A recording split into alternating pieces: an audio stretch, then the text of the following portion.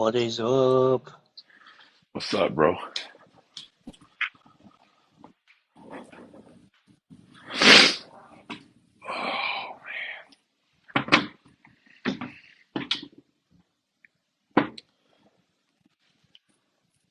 Trot, you there, bro?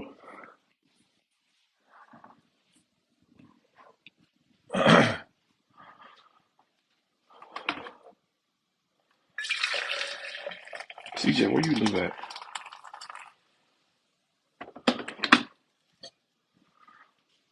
CJ, CJ, What's up? CJ. What's up? What's up? Where, where you live at, bro? What state? Indianapolis.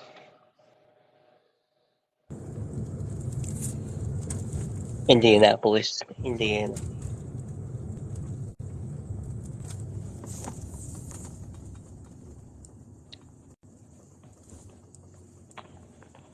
Big Your Net, where you at? Hoosier. I'm driving, buddy. Driving to work. I thought, CJ, I thought you said Minneapolis. I was like, oh man, so you're in Muslim, you're in Islamic land. No, no, no, no. That's like, it's like the second Mecca. Indianapolis. I was in Minneapolis last weekend. That's the second Mecca right there, boy. There's so many That's a Muslims. It's crazy. yeah, there's a lot.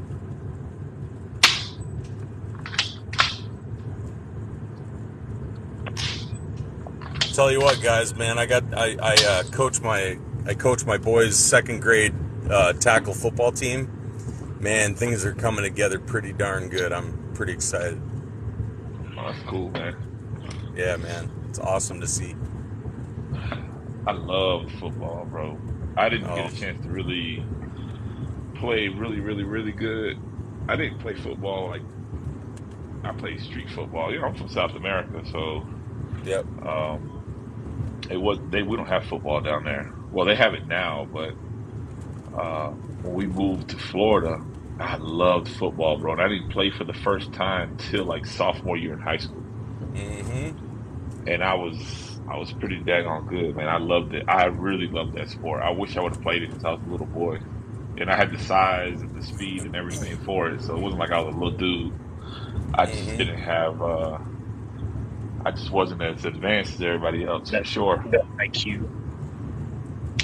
How tall are you, Dre? 6'3". 6'3". Yeah. Yeah. Yeah. I was. I wanted my I, son to I play football, bro. yeah. My son would have been a wonderful wide receiver, bro. He ran track. He's super fast. He has a 40-inch vert. He's 6'6". A little tall for a wide Dang. receiver, but still, he would have been like, he would have Megatron. been, yeah, he would have been Megatron. He got hands, bro. He has wonderful hands. Or a quarterback. He has a great arm, but he hated baseball and he hated football, bro. He loves basketball. That's it. That's all he wanted to do. Yeah. Now he's like, Dad, I should have played football. I regret it. I was like, yeah, you could have been running two sports at a D1, bro. Easy. I bet. Hey, you know what, Dre? I bet you Jessie was an excellent soccer mom slash football mom. I bet you. Oh my goodness. No, I think she was a helicopter mom. She's that mom yelling at the coach. You know when you coach him like, Yep. why is That's my what I'm. son not playing? He's not playing. He trash, ma'am. Your son is trash, ma'am.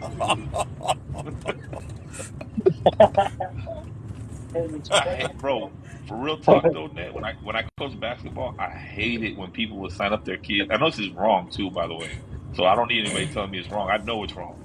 But I hate it when these moms would sign up their kids that are completely unathletic and completely uninterested. And you have to play them because according to some of the rules. I'm like, bro, why do you Yeah. have this kid here, man? Go buy him a paintbrush, bro. He could probably be the next Picasso. Like, why is he here? Yeah. Dude, we've Rule. got probably 3 of those on our team right now, and they're improving. Don't get me wrong, they are improving. But yeah, dude, it's just it's tough to like figure out where you want them to play, because the rules the rules in this league, it's run by South Dakota junior football, but there's a bunch of junior footballs across the United States. But anyways, everybody's required to play, you got to move them around all positions. So the thing though is like there's some kids that I'm just like, dude, I just want you to be quarterback and that's it, running back, that's it, your center, your tackle, all that stuff. Because man, if we could do it that way, oh my gosh, man, we wouldn't get touched. We got this kid that's on our team, and again, a second grader, and he's like probably pushing 130 pounds, bro. I mean, that's a big boy. Dang. That's a Yeah. big boy. And I'll tell you what, when we were practicing yesterday, and I was as linebacker, and I was telling him, okay, it's center because nobody lines up on center, and if the play is running to the right, he doesn't have anybody to block. So the next thing he does is he runs out and he takes care of the linebacker. I'm going to tell you right now, man, when that kid was trucking my way, and then he hit the pad I had, that kid's going to lay out some kids. No joke. I mean, Oh yeah. nobody's Oh yeah. nobody's gonna mess with that kid at all. Yeah, yeah, that's a fact. But I'm telling you, when you have these kids that I cannot stand these parents that want to put their kids because they just need some friends and they want to play team sports. Nah, bro, find something else to do with them because I had a kid when I coached basketball.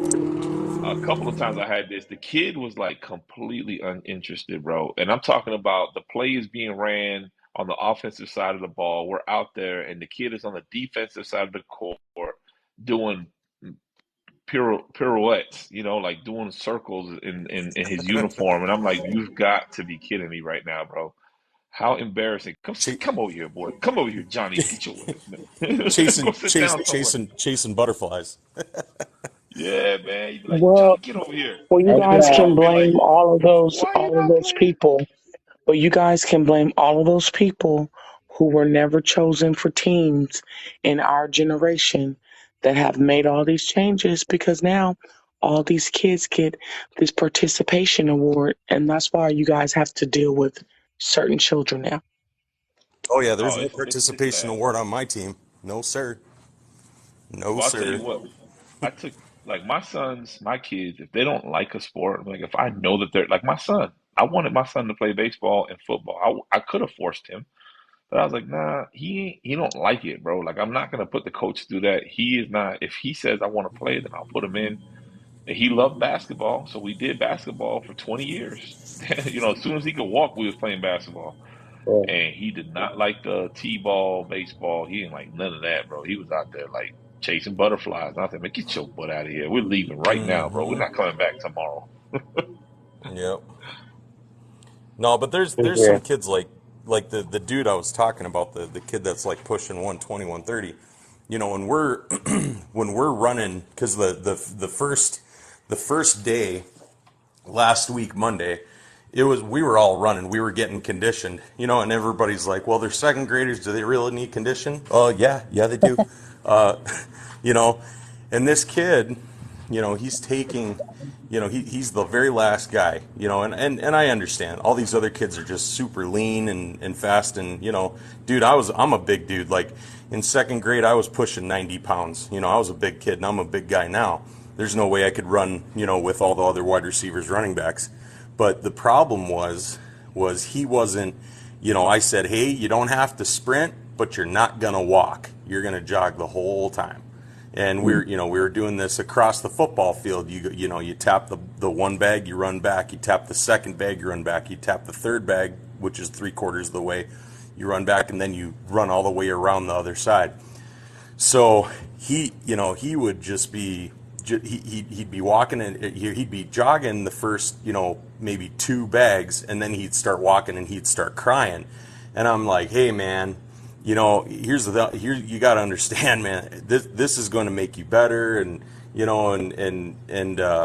all these other kids are finished, and I wasn't gonna just be like, all right, hey, just finish that one and you're done. I'm like, no, dude, you're gonna do every single one of these, because everybody's got to do it, and you're gonna do it too, and you're gonna get better at it. And so far, he's gotten better, which is good. But a lot of parents nowadays, they would see that, And they would be like, oh, you know what? Just finish that one, then you're done. Nah, dude, because then you're just setting him up for failure. He's just going to think he's got to do everything, half. You know what I Okay, mean? yeah.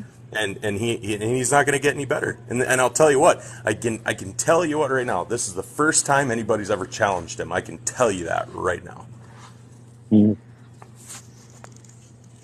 Yeah. Some of these kids, What are y'all talking about? we're just talking Everything. about kids, man.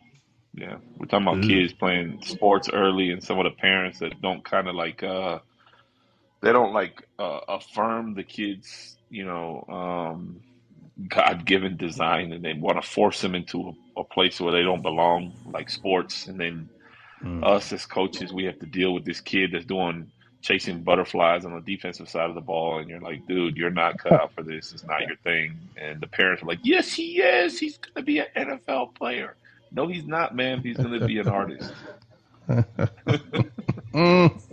And Dre, It's gonna be you would trouble. think they'd figure that out after flag football. You know what I mean? After kindergarten and then first grade, because this is second grade tackle. So you would think that after 2 years of flag, and seeing them not really participating, and you could see on their faces they don't really care. Why would you force them through something that they obviously looking on their face like they really don't want to do it? You know what I mean? Well, because Yeah, our you got a parents lot of. forced us to do things that our parents forced us. You don't like it? Oh, well, you will.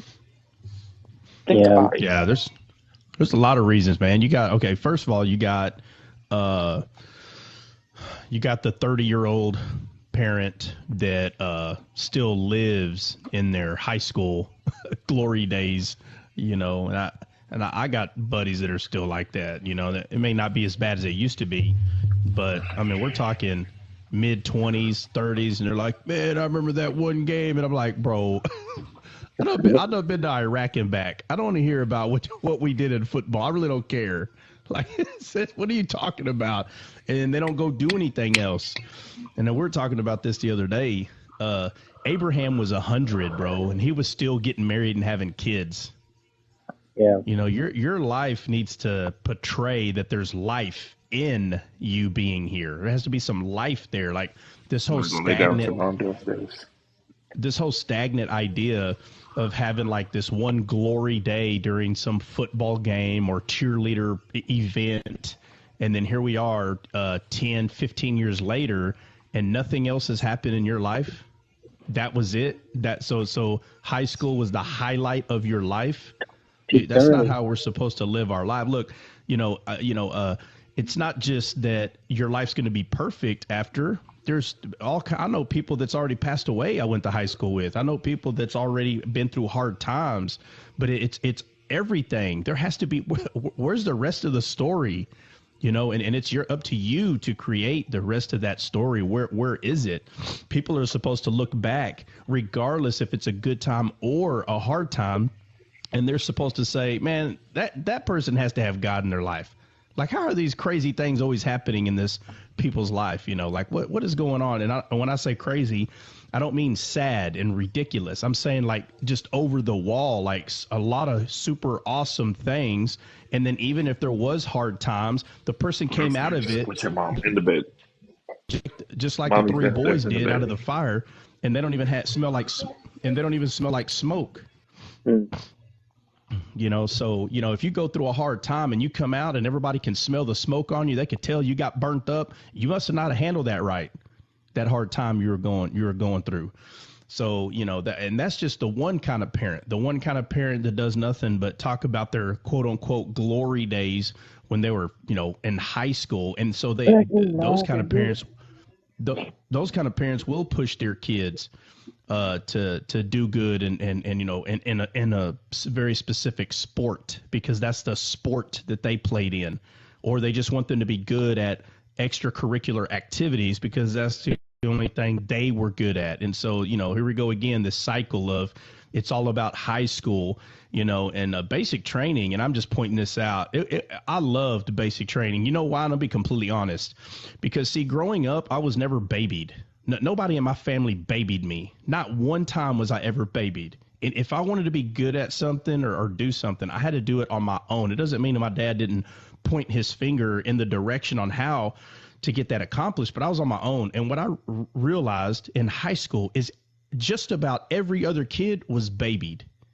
So you know why they were good at sports? It's because their family hired them someone to help them to be good. There's nothing wrong with that, but a kid can take that the wrong way too. So you got to be real careful how you do some of this stuff. And so I was like, man, a lot of these dudes can hit better than me. I realized it in junior high. I was like, man, how come everybody can hit better than me? Well, I didn't have nobody coaching me the way they did. So I was like, oh, wait a minute. Well, they're getting extra training. So I had to figure out, okay, well, how can I get some extra training? And so we got in high school, and it's about even now at this point. But they constantly was getting like babied every step of the way. I'm like, man, these guys just, I mean, they got every little help that they could to make sure they were like really good in high school. And same thing with football. It was the same thing with football. And so we went to basic training. I loved it because I said, none of your parents are here. It is about to go down. And so when I started Grit Mastery over 20 years ago, it was because of that one huge thing. It had to be proven to me right in front of my face. And these are the same kids. They may not have went to my high school, but these are the same kids that I always had this weird thing about them. I never hated any of them. I got along with everybody, but I always had this thing in my head, like, why does it seem like everybody's babied? I just had to have it proven to me. We get to basic training and you see it. You can tell 100%.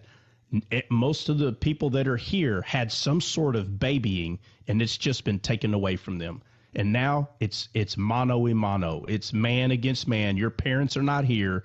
And I still got a good buddy of mine that I went to basic training with, Barber, and I still hang out with him. He's an awesome dude. But it was really me and him that was going to graduate first in our class. And we're talking almost 350 people. So no matter what you say, most of the people here are athletes.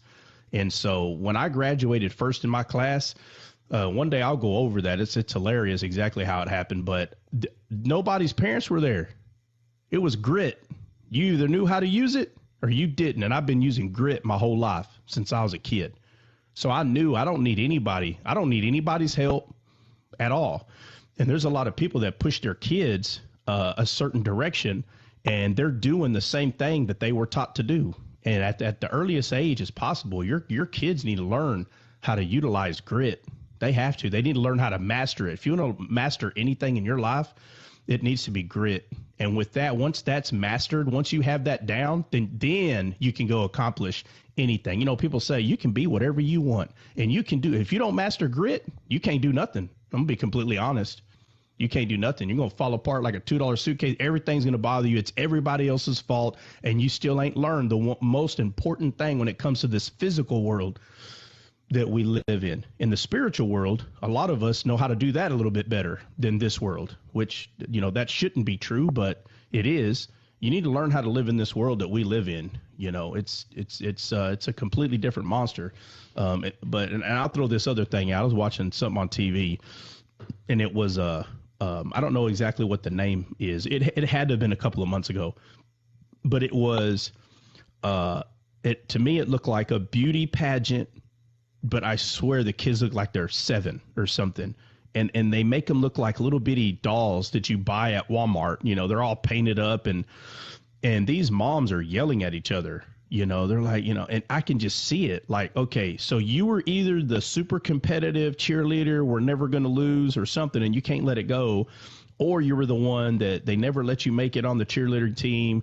You know, you never got to do anything, and by God, your daughter is going to, you know, or something. You know, it's usually one of them too. And I don't know. To me, it was ridiculous. You know, all the parents are fighting, and these are little 7-year-old kids running around looking like dolls. They dress up. The dresses are so big, like, I don't know, in circumference, probably 5-6 feet. Like how big around these dresses are. I mean, they're just huge.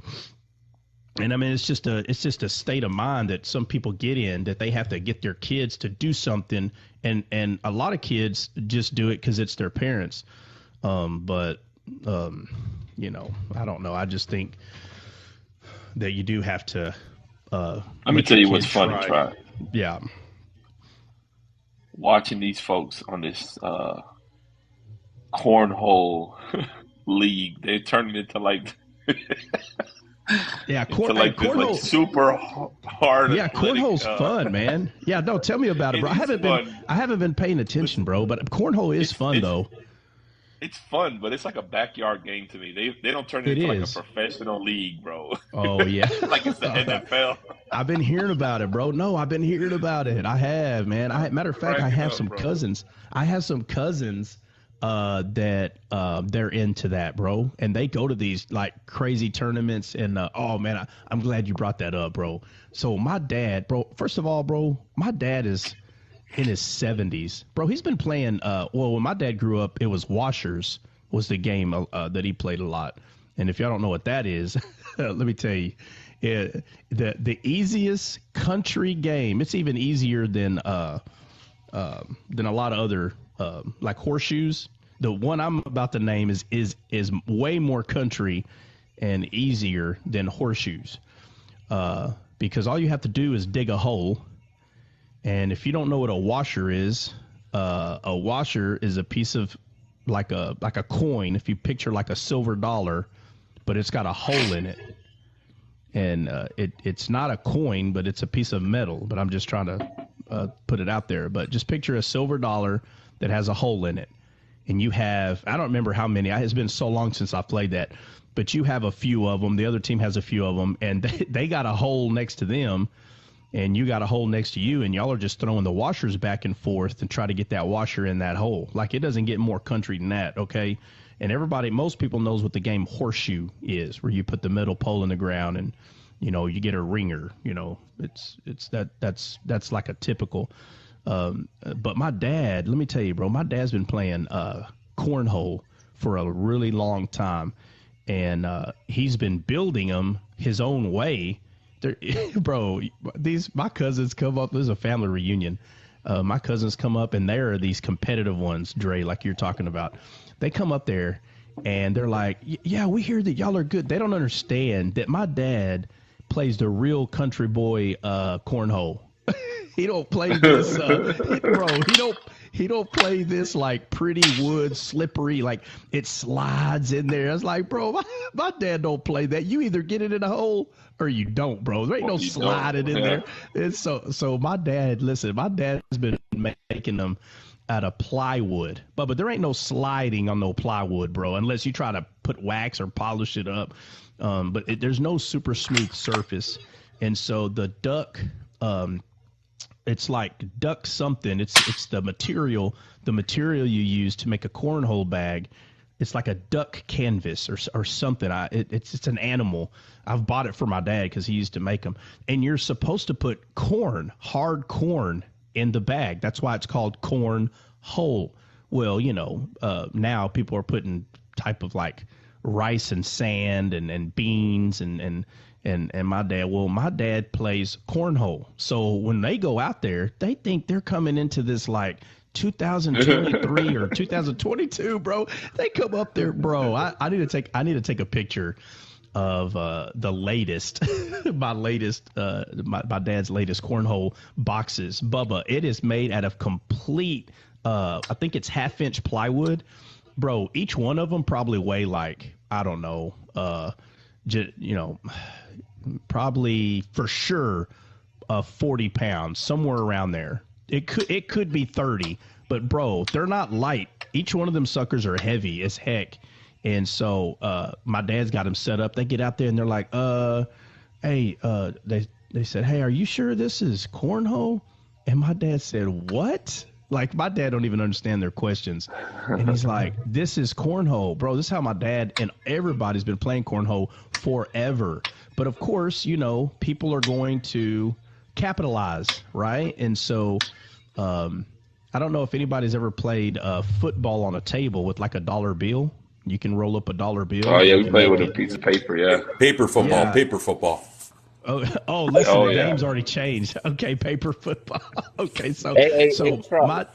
hold on, let me say this real quick. So my dad's been playing this game, bro, since he was a kid. And then, 15 years ago, you can buy them at Walmart. And my dad was looking at that. He goes, look at this. And I said, what? He goes, and my dad, anytime somebody gets over on my dad, he calls him a sorry sucker. And he goes, man, it's sorry suckers. And I said, who? And he goes, look at this. And we're in a toy section. And I'm looking at the little footballs. And I go, hey, that's the football. We play football at the table, but my dad make it with a dollar bill.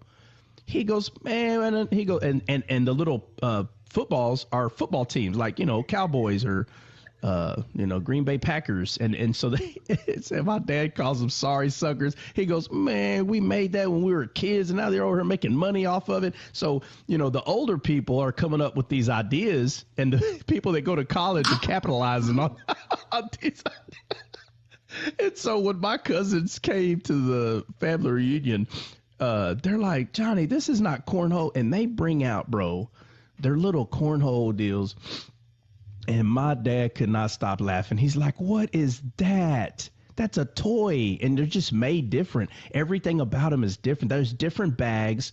Everything's different. You know, they no longer weigh 30, 40 pounds per hole. You know, the box, they weigh like maybe 5. You know, it just, they have like a plastic laminate. And, you know, it's just hilarious, bro, that you brought that up, because it's like my dad's pet peeve.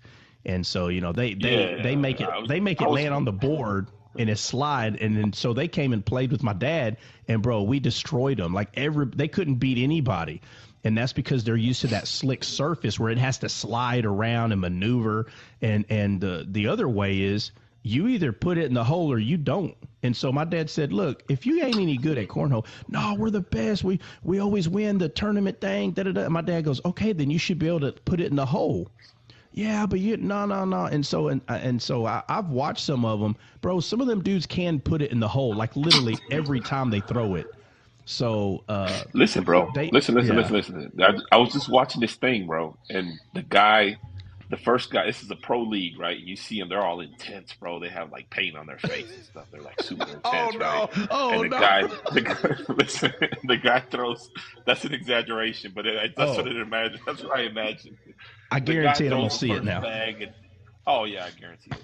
And so he throws the bag, and it's like stuck on the front part, and it's his turn again, and he's like throws it, and it slides, and it didn't knock the other one in, but it kind of covers the front part of the hole up. And the announcer's like, oh my God, Mr. Lopez is gonna have to come up. He's gonna have to do a backside no drag shot. What? A backside no drag. Wow. And you see Lopez come up, bro. His face is intense. He's like Kobe Bryant about to shoot a game-winning three-pointer with 2 seconds left under pressure. And he's just like licking his lips. And he's like, and he throws it high in the air. It hits the backside of the rim and goes in. Oh my God. No way. God. I'm like, oh my Lord. This is a backyard game, bro. Yeah, bro. So they have commentators and stuff.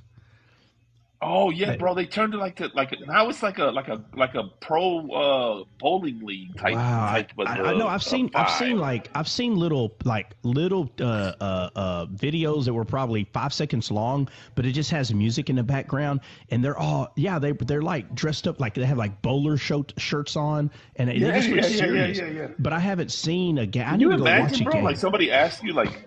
Can you imagine somebody asks you, like, what do you do for a living, bro? Oh, I play cornhole. Yeah.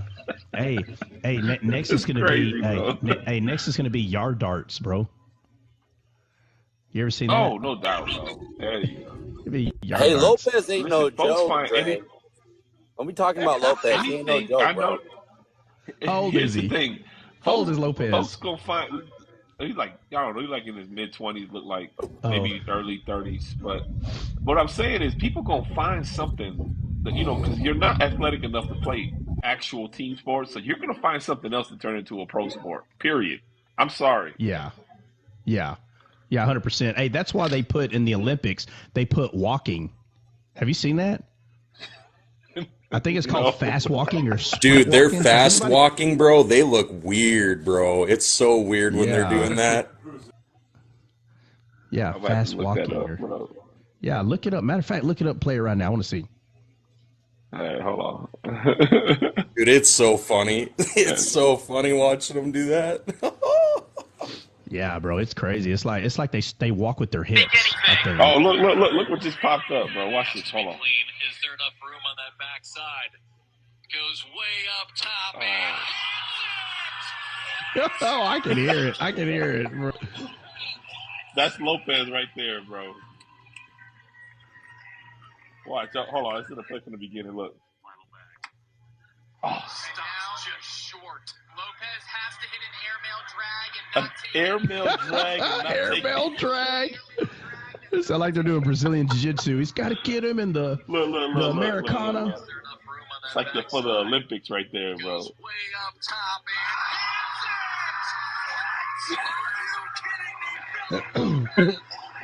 And the cornhole crowd goes wild. The cornhole crowd. Bro, probably 25%. 25% of my bro, family your daddy is there, can hit bro, that shot with his eyes shut, bro. Your daddy can hit that shot with his eyes shut. No, what my dad would probably do is when it's like one in the front like that where you can actually, my dad throws it high as heck. There's no spin because he's not relying on the board. He's just relying on the bag itself. And so on that board, you could tell, bro, like, and it is true. I can see why the guy's calling it what he's calling it, because it does have to spin on the backside to get in. You could see it actually does spin to go in.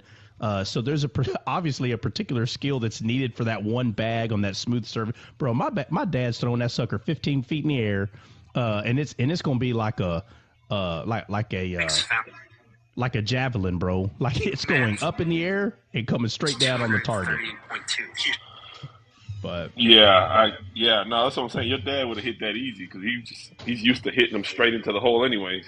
Yeah, it would have went straight into that hole. This dude, boy, talk about making something easy look hard, bro. Like throw it from the back and spin it. Like, jeez, that's crazy, man. I didn't know it blew up.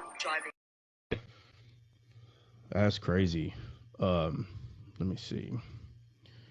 Anyway, what are we talking about today, man? You know what? I'm gonna have to put your favorite football player. Jay's cracking me up with that because I coached boys and girls club basketball, like 6th through 8th graders, for a couple years, and you'd always have them little kids like the Urkels, you know, and I swear you had to play them a certain amount of time, and that'd be the longest time if you. And I had the Bad News Bears, so they just gave me all the stragglers. These other teams, they were like club teams, right? Like they played together, they knew each other, they were really good, and they gave me whoever was left, right? Oh, you had the Mighty Ducks. Exactly. And I remember I told these dudes, but they surprised me one day because I said, hey, we're gonna make up a play, we're gonna learn a play. So you guys make up a play. And then we'll roll with that. We'll make that our one play, right? So I said, what do you guys want to do? So they all were like, okay, here's what we're going to do. We're going to put 2 guys here. We're going to have a guy on each wing. The guy on the bottom is going to go to the baseline. You set a screen. He's going to pass the ball over here, pass it to the corner, shot. And I'm looking at these dudes like, this is like an NBA play. Like, this is high-level play, right? I'm like, are you guys serious? This is what you guys came up with, a bunch of Bad News Bears? Like, this is awesome. I'm blown away. My mind is blown, right? I'm like, I can't believe they came up with this play. It's simple, but it's brilliant. And I'm like, okay, now what are we going to name your play? This is awesome. This is what we're going to do. You guys are awesome. I'm so proud to be your coach. Let's go with this. What are we going to name the play? The dude said noodle. They said noodle. I'm like, you guys come up with this awesome play and you're going to call it noodle? Like, what? So what was the reason? I'm like, run the play. Run the play, guys. So they're yelling noodle the whole game. The whole game, my point guard's running down, he's yelling noodle, noodle. And it just, oh, my Lord. It didn't work. Annexation of Puerto Rico. Bro, Big Net, I just saw that speed walking thing for a second. They do some serious switching, boy. Dude, I'm telling you, bro. Hey, it's so funny watching them do that. Hey, play it real quick, Dre. I'll show this little baby clip I was just looking at, like the art of how to speed walk. It's crazy. I'm like, oh, that's what it's called. Speed walk. That's right. Speed walk. I couldn't believe it when they said they were making a new Olympic sport. There's no way I thought this was going to be it. Oh man, it's crazy, bro. It's like little Johnny can't run, but he sure can walk fast. Like this. So that helps them get longer steps. Okay. And they also drop their hips down lower. It will keep your center of mass low. So you don't end up with a bouncing motion. You can end up with a smooth motion. It does look really smooth if you just look at their upper body. It's just a straight line. Play at normal speed so we can see what it looks like. That is normal speed, bro. Look. Good analogy is like a type. No, that's slow motion, bro. That's not normal speed. Yeah. Oh, I think there he goes. Look. This is strategy. The best athletes look for an edge. Bicyclists man, hold on. The Play a best different one, bro. athletes look for an edge. Yeah. You can see the real human struggle. And we can learn things from this struggle. Race walkers are walking differently. All right, hold on. Let me find a different video. Give me a second. Yeah, find one when they're actually competing. No, find one where they're actually competing on the track. That's the one. All this commentating and slow motion, they're trying to give you like their secret on how they do it. Like, no. Oh, here's I didn't even know they did that. This is their speed walking. Yeah, play that back. The Olympic Games and the first race for gold on the road. The men's 20-kilometre walk certainly has attracted a quality field of 141 walkers. There is the Olympic champion, Ted Deep. Yeah, just get to it. Racing on wind on this exposed course. I think they'll be happy with a little bit of breeze because it means it's not going to be hot. No duh. A hush and then a start. 140. Dude, look at that. Yeah, bro, they're booking it. Hey, and what's crazy is this is considered. That's how I look when I gotta go use the bathroom, bro. Yeah, bro. Hey, but here's my thing, bro. You know, somebody in the middle is like regular running. Like, who's gonna see it? They see the bounce, bro. I was just watching the video. They can't have no bounce. I mean, so they have so many people watching, they'll call you out and you get disqualified or what? I'm not 100% sure about that, but that's just what I heard. Like, you see, none of the heads are going above each other. They're like doing drill, bro. Oh wow, yeah, you're right. In about 10 years, all of them are going to get hip replacements. Look at this. Oh, no doubt. Bro, this is a sport. It's called speed walking. It looks like they're jogging, but they're just walking really fast. Yeah, they're jogging, bro. That's jogging. I know, but there's something different. Where it's that's healthier for the person than running. You know that, right? So your hips are wrong. Probably. I mean, yeah, but think about it. You're run, they say that on your knees, the pressure that comes down is about 700 times. Look at Buddy. So it's really hard on your knees. He's jogging, bro. Buddy's jogging, bro. That's smooth jogging. That's trotting right there, bro. That's trotting. I do trotting, bro. Smooth. He's smooth. Yeah. I don't know, man. Why is so many people talking at once? What? Who's talking at once? Jessica? What are we talking about, though? Oh, no, I think she said she had two lives going on at once on her phone. Oh, wow. Hey, that's happened to me a couple times recently. Yeah, I don't know why. I be hearing. Yeah, no, it is. Live. Yeah, it is weird. Yeah, no doubt. Huh. I think they're coming up with a new sport too, where you got to throw the speed walker in the cornhole. I think they're coming out with that next year. You said. It's a corn buy. We're gonna play corn buy today. Throw the speed walker in the corner. Hey, Trot, you ever thought about? I guess you're done shooting, but you could have did like Olympic shooting, bro. After you got out of the military. No. Let me see, man. Like, you got guys that have time to do that, and you got guys that just they don't have time.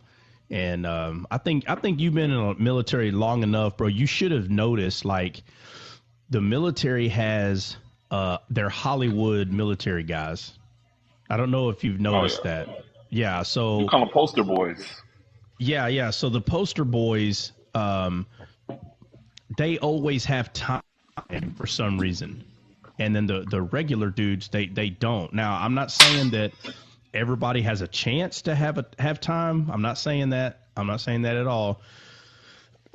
But once a poster boy is created, that person is going to maintain that military, what's called the military bearing, right? Which is, it's military bearing is a teaching, something you learn when you're first in. But once you're, and I'm not going to say like you're handpicked, but pretty much, man.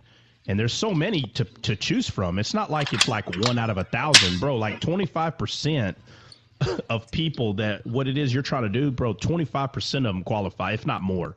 So, I don't know if you know who, what's that guy's name? Kennedy. His last name's Kennedy.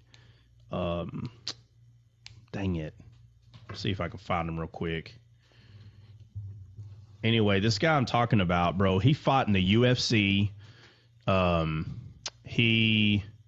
He's like the poster boy right now for like anything that has to do with like tactical gear.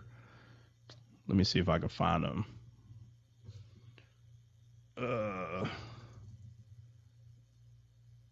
And I think he was I can't.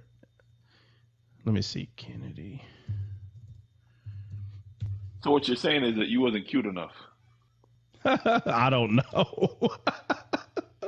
I don't think it's like all based on looks. I don't think it's that. I think it's more if they already had some sort of status before they came in. And so this guy right here, let me see, Kennedy. You talking about JFK? No. No. Well, it's How old are you, bro? Like the Marine Corps silent drill team. I'm just kidding. That's a group of like, to make the silent drill team, you have to be, that's like a group of poster boys. Like, you got to be between 5'11" and 6'2", otherwise you don't qualify. You got to like make a certain qualifications, a certain look. You can't just be like, "Oh, I want to be on the silent drill team," and you're 6'6", or you're like 5'6". Nah, not happening, bro. You're not okay, gonna so make it. yeah, well, it's kind of like that. Okay, so his name is Tim Kennedy. Okay, I don't know his whole story. I'm trying to find. Let's see, when did he join the military? 2004. Okay, I think it says he joined in 2004. I think. Years active. Nope, I see one that says 2001. Let me see if I can.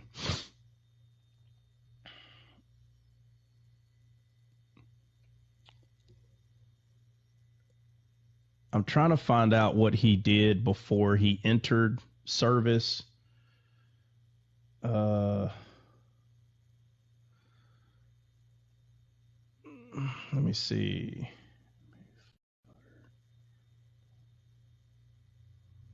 Okay, so what it sounds like is in 2001, he was already known for being a mixed martial art fighter, like MMA, UFC, or Strike Force, or one of them kind of deals.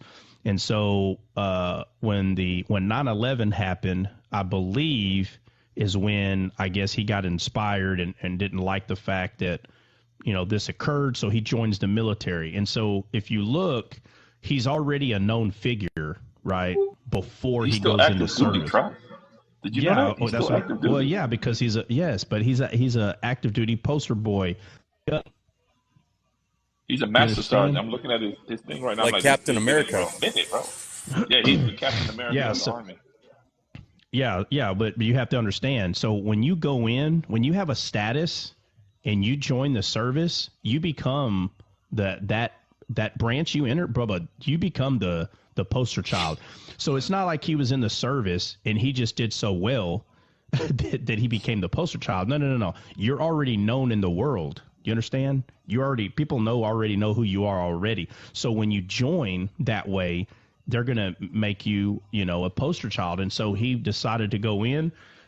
He went into Special Forces, and he literally became the poster child for fighting, for see, he didn't have to go through any combative classes. He already knew how to do all that because he did it in the civilian world, right? And so he goes in and what all the little training that he had, all of it, bro, like as soon as he became like in special forces, they were already saying, hey, we got this show and you already know how to use this gear because you're trained. And so and I haven't watched it, but somebody told me it wasn't bad, but I don't know much about the show at all, but it has to do with Adolf Hitler, and he's helping a team or a group of people go find, like, I don't know, like, I guess more stuff about the regime that maybe we didn't know. I'm not sure. And he says it on there. I saw the part where my buddy of mine sent it to me. And it just made me laugh because they're like, and we got Tim Kennedy, and they give the little history, U.S. Special Forces. And he's like, and they're like, Tim, the reason why we chose Tim is because, and they're trying to make it seem as though like he's this like super trooper, like soldier. And he literally says, he goes, oh, there's no better person, period, to do this job. And I know what equipment they're talking about. And I'm like, bro, some of the guys that helped us get around overseas were experts at that gear. You're going to tell me that they wouldn't be able to.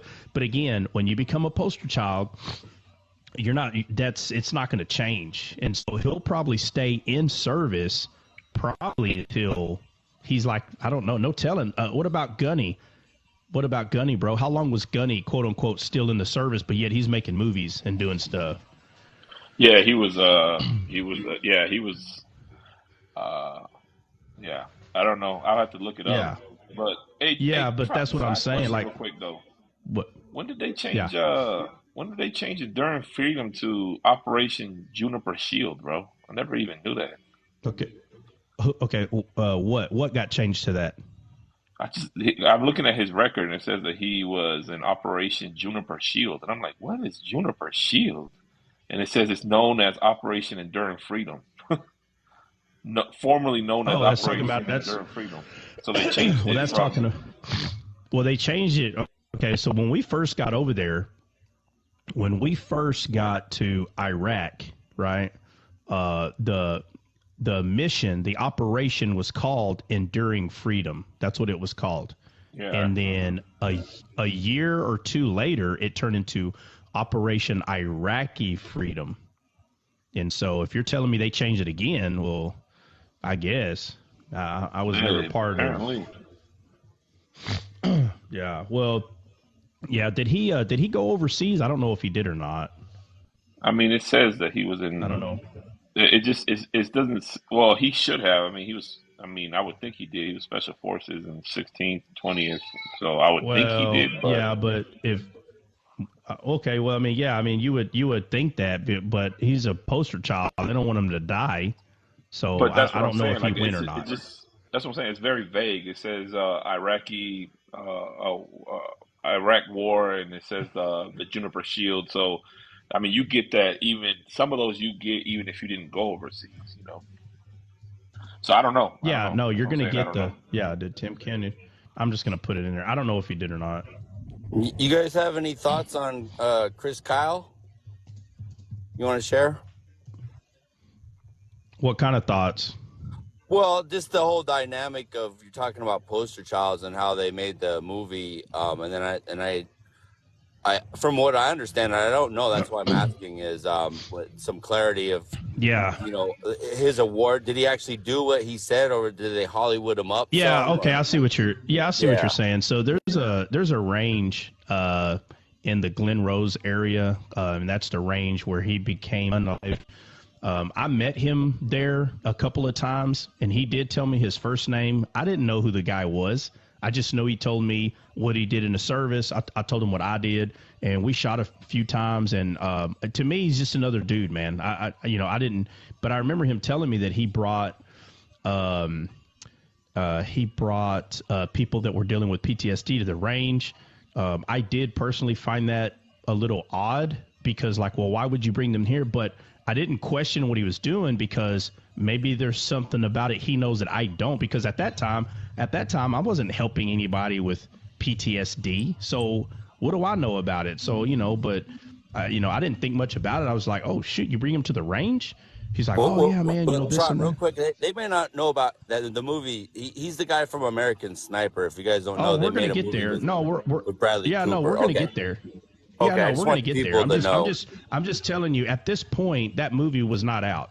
Okay, at this point, I'm just meeting a guy that I had no idea that I was, out there with him while he was there, and and we, everyone knows, like, if there's certain snipers out, like, that you just kind of hear, that the ghost is in the area, or you just hear these, certain names. And anyway, but me and him are out at this point. We're done, right? And so he's doing his thing. I'm doing mine, and nobody was supposed to be at that range that day, but apparently he was on one side and I was on the other. And so we thought, well, nobody's supposed to be here, so we just kind of make some calls, and before you know it, it's like, no, I just put one on one end, one on the other.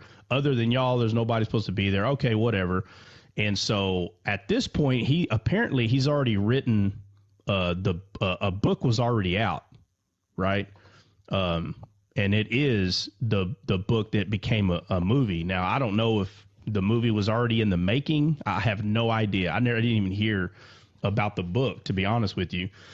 But from my understanding, the reason why this is different is because he joined the service and wasn't known, like, out here in this world. He was just a typical dude that just joined the service. And so he went to war, and, he was, he was someone that was behind a rifle, that obviously he had to do his job, okay, as a sniper.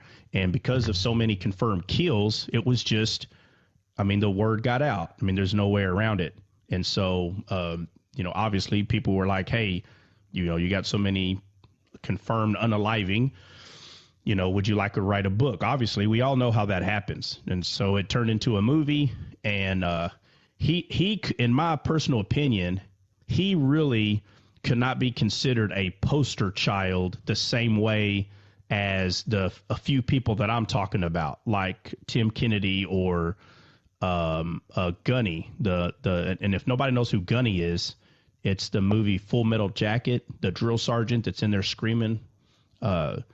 It's that guy became, they turned him into a poster child for real. And there's many others, but this guy was known because of war, not because of something prior. So he's not the kind of person I'm talking about. He just, he became. I will say this though, Trot. In Gunny's defense, I think he just became famous, bro. That's what it was, because he got out. Well, he did 61 to 72, and then he went to Vietnam and got badly injured in Vietnam, got medically retired, and just started pursuing a career in acting, and just blew up. So yeah, no, but he wasn't actually no. Apparently, okay. Now I don't know if this is true, so we could clarify that right now. From what I heard, is when he blew up, the military started paying him again. Now that's what I'm talking about. If that's, I don't think they can. So let's look. I don't know if they did or not, but it's something that I heard. And if that is true, then he will be considered a poster child, because he started getting paid because of his popularity. And that's what I'm talking about. So I'll look it up too. But if it's not true, then it's not true. But either way, they still gave him this. Kennedy's like, what's that guy's name? The running back for the Marine Corps. Now he was like a poster child. He the one who he played running back for the Denver Broncos.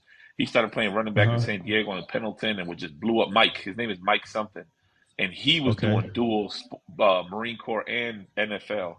Like, that's like, he was like a poster boy for us. Okay, yeah, that's like, that. Look Yeah, what that's you can do in the Marine Corps. You can do this and that. Yeah, and there's another one. His name is Pat Tillman. Pat Tillman was an NFL player, and he went to join. He went special forces in the Army, and they were trying to make him a poster. Yeah, they were trying to make him a poster child, but he ended up becoming unalived at war. So, but Elvis Presley was in the Army. They did it with him, So, but I'm trying to find out if Gunny was still getting paid. I think he was, man. Is Clint And Eastwood one of those guys, man? Was Clint Eastwood in the military and acting at the same time? I can't remember. I can't remember either. Yeah. Let me see. That's a good one. Let's see. He directed the American Sniper movie, but I don't know if he was Yeah. one of those. Yeah. And then Pat Tillman's Yeah, story sad because he got friendly fired. He got friendly. Yeah. Yeah. Which, and they lied to the family at first, which is sad. Yeah. Yeah. You don't want to tell the family the truth every time because the truth hurts, you know. You know. Let me see. Yeah, and then Gunny, he blew the director Stanley Kubrick, who did direct Full Metal Jacket. He blew him away with his personality and his just, you know, the stuff that he was saying wasn't even script. He would just come in there and start yelling at those guys, and Kubrick kept it in, which he wasn't known for doing that type of thing. He was very, you know, by the book, but he allowed R. Lee Ermey to kind of do his thing and and yell at Private Pile, etc. Yeah. Let's see.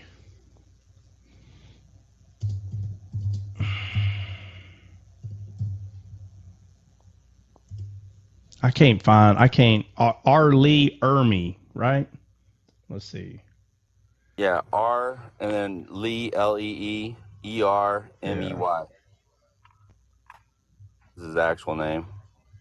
Is there any scriptures that relate to war being okay to unalive people? I think about that sometimes. Yeah, the way I always answered it is, you got to understand, like, as humans, our focus, without even trying, is always what's right and what's wrong. What's right and what's wrong. It's always our focus. And God makes it clear that his ways are not our ways. Well, I'll just make it real simple. It's clear that our way is to see what is right or wrong. That's so clear that that's our way. You know why? Because it's so easy for us to see. So now the question is, did we learn to look at people on what's right and what's wrong from God? And they're like, yeah, because the law was given. Well, on the contrary, I completely disagree. I completely disagree that the tree of the knowledge of good and evil is where we got the idea that there's good and evil, good and evil. Oh, there's good and evil. Oh, look over here, there's good and evil. I really believe that that's where that came from. And if God wanted Adam and Eve to have that type of understanding, he would have created them with it, and he didn't, right? And so, with all that being said, I always hit these kind of questions with, and I'll just use one as an example. When they were telling Jesus, hey, do we need to pay taxes to Caesar? And he's like, well, give me a coin. And he goes, whose face is on that coin? He's being very clear on what he's saying. There's worldly things in this world, and then there's godly things. And the reason why he's separating the two is because if you pay close attention to him, men are always wanting to do like the worldly thing, and he always answers, well, it wasn't like that from the beginning. It wasn't like that from the beginning. So he's trying to point out there is a difference between this world and the other world. There is a difference. And it's us that have a problem seeing that there is a difference. We're not going to be in heaven and God's walking around, okay, who's doing bad, who's doing good. That's not true in heaven. So if it's not true in heaven, then it's not true here. And I don't mean physically. I'm saying that's not how we're supposed to look at one another. And so, is it bad or good to unalive people, during war? And it goes back to that mindset: give to Caesar what is Caesar's, and give to God what is God. And so paying taxes to Caesar, can we say that those people are worshiping Caesar? Can we say that? Can we say that, like right now in America, if we pay taxes, can we point the finger at each other and say, oh, you're giving money to man, you're going to go to hell? If you really play around with that long enough, you could easily point your finger, and then you could tell people, if you don't stop paying taxes, then you're going to go to hell because you're worshiping another god, because you give tribute to that god. And you can twist people's mind, and you can actually make people believe that. And so I always go back to that. what is, give to man's what is man, and give to God what is God's. And so, it's just an easy way to Well, put it. what's one of the most jaw-dropping verses in all of Scripture is in Revelation 12:7. And it says this, it says, and there was war in heaven. I mean, if that's not a mic drop moment, when there was a war in heaven, you would think heaven, it would be peaceful. And that's not the place Yeah, you would but think of as a war taking place. well, you wouldn't think that if for someone that's not real familiar with the Bible, then yeah, that'd be but the truth is, in heaven, the one that we're going to be in, like when everything is said and done, there's not going to be war in that heaven. So you have to be able to figure out what it's talking about when it says war in heaven. So let's just say everything is done away with, right? The whole Satan thing is done. Everything's done. And we're living in eternity with God. There's not going to be war in heaven at that heaven, right? And so, Yeah. So that's why I don't talk about Book of Revelation, because we read something and we're like, oh, look what it says right here. And it's like, yep, I know what it says. But it's not talking about the heaven that everyone is waiting to go to. Not like that. Not in that manner. Is it a heaven that there's a war? Yeah, but not the one where everyone's thinking that there's going to be all the peace, period. Everything's done, peace. There's not going to be war in that heaven. We're not going to be up there fighting each other. I'm talking about us believers. It's talking about something else. But Yeah. I just can't find anything. I'll look for it on another day, but I can't find. I don't know why I thought that he was still getting paid by the Marine Corps. I'm not going to let this one go, though. I want to know if it's true or not, what I heard. What are we talking about today anyway, besides cornhole and poster children? Hey, Trot, can we go over Enoch real quick, since you said it'd be kind of short? Well, no, it's not going to be short. I said Enoch's story is short. Oh, okay, I got you. Yeah. No, actually, Enoch's story, when you're talking about it, it's really not that short. There was something we were going to talk about, though. Operation.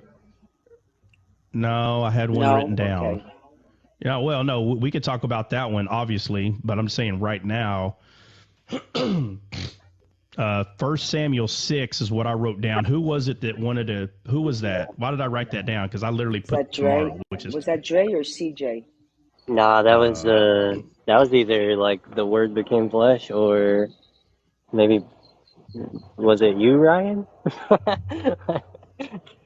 It was somebody that came up late yesterday. No, And they it just asked wasn't. for It that. wasn't me, because I was talking about Enoch. I know Yeah, Jesse was talking about transfiguration. right. I don't know, Dre. Weren't you asking about Samuel, or? Hey, Flip, you say that every time. What I don't what do you mean by that? Why do you keep saying that? Yeah, what's wrong with you? Say you ain't no revelator because you don't like revelation. That's why. Oh, Oh my every Oh, time God. that's a good one, bro. That's a good every one. time he says it, I'm like, what? Why does he keep saying that? You say it every day. I just don't know That what is you're talking about. awesome.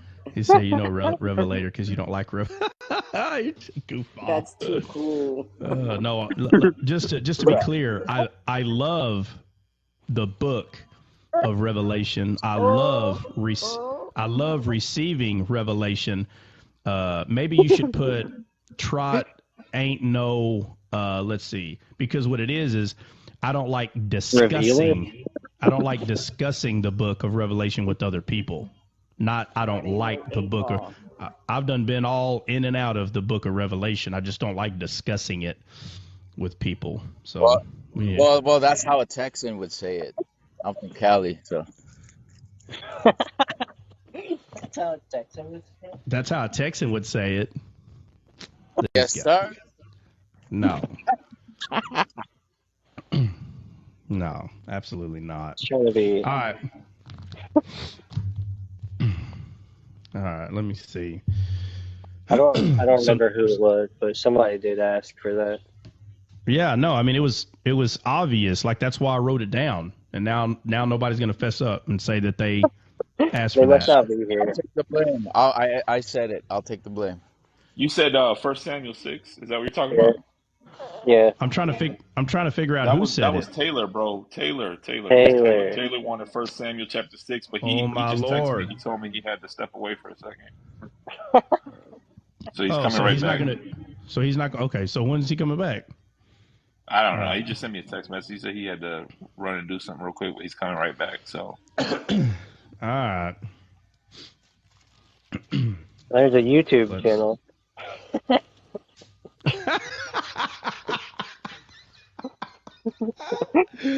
CJ catching on to that. Oh, you ain't gonna be here? All right, bro. You catching on YouTube? You don't get to have it live? Oh man, that's cold, bro. Oh, jeez. All right. 1 Samuel 6. Let me see. What was that about? Is that the ark? Is that what that was? Yeah.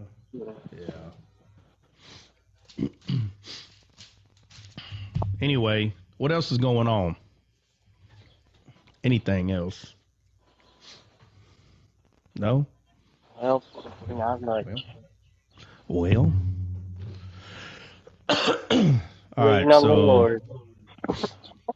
yeah, so we'll I'm guessing that Taylor will be back sooner than later over the ark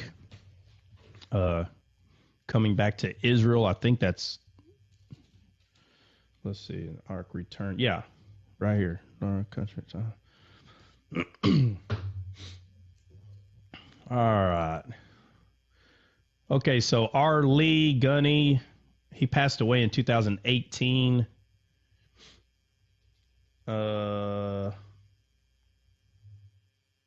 Betty.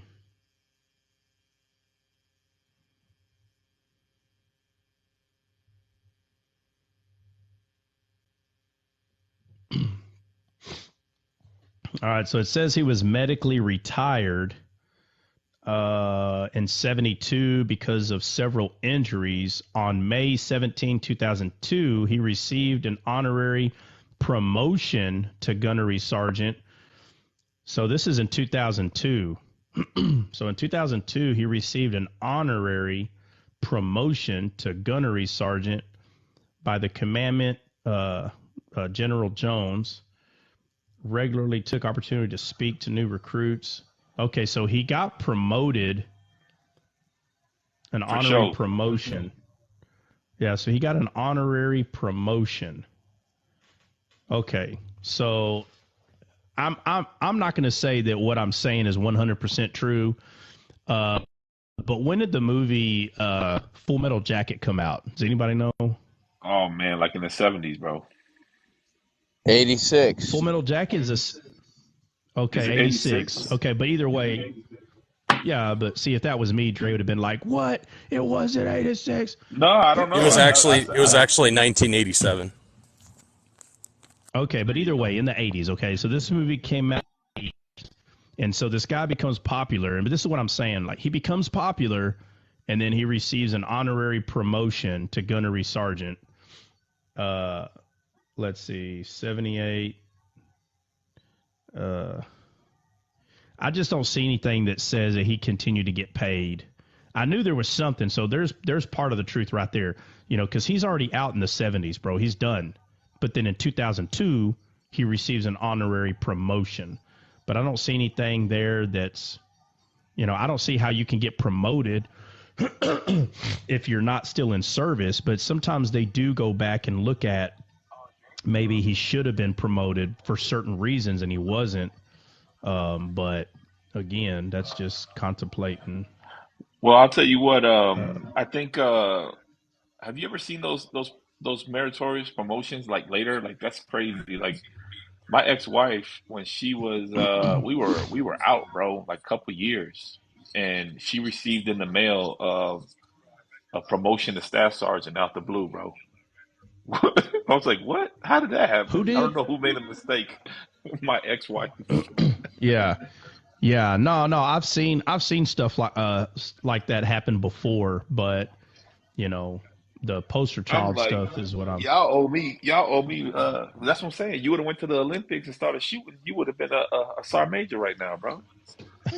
Yeah, you're probably right, but the but my shooting skills uh were for combat, bro. Like, I don't know. I think some people think that that a lot of people that go to war, that none of them know how to shoot at all, which I'm sure in some cases that's true, where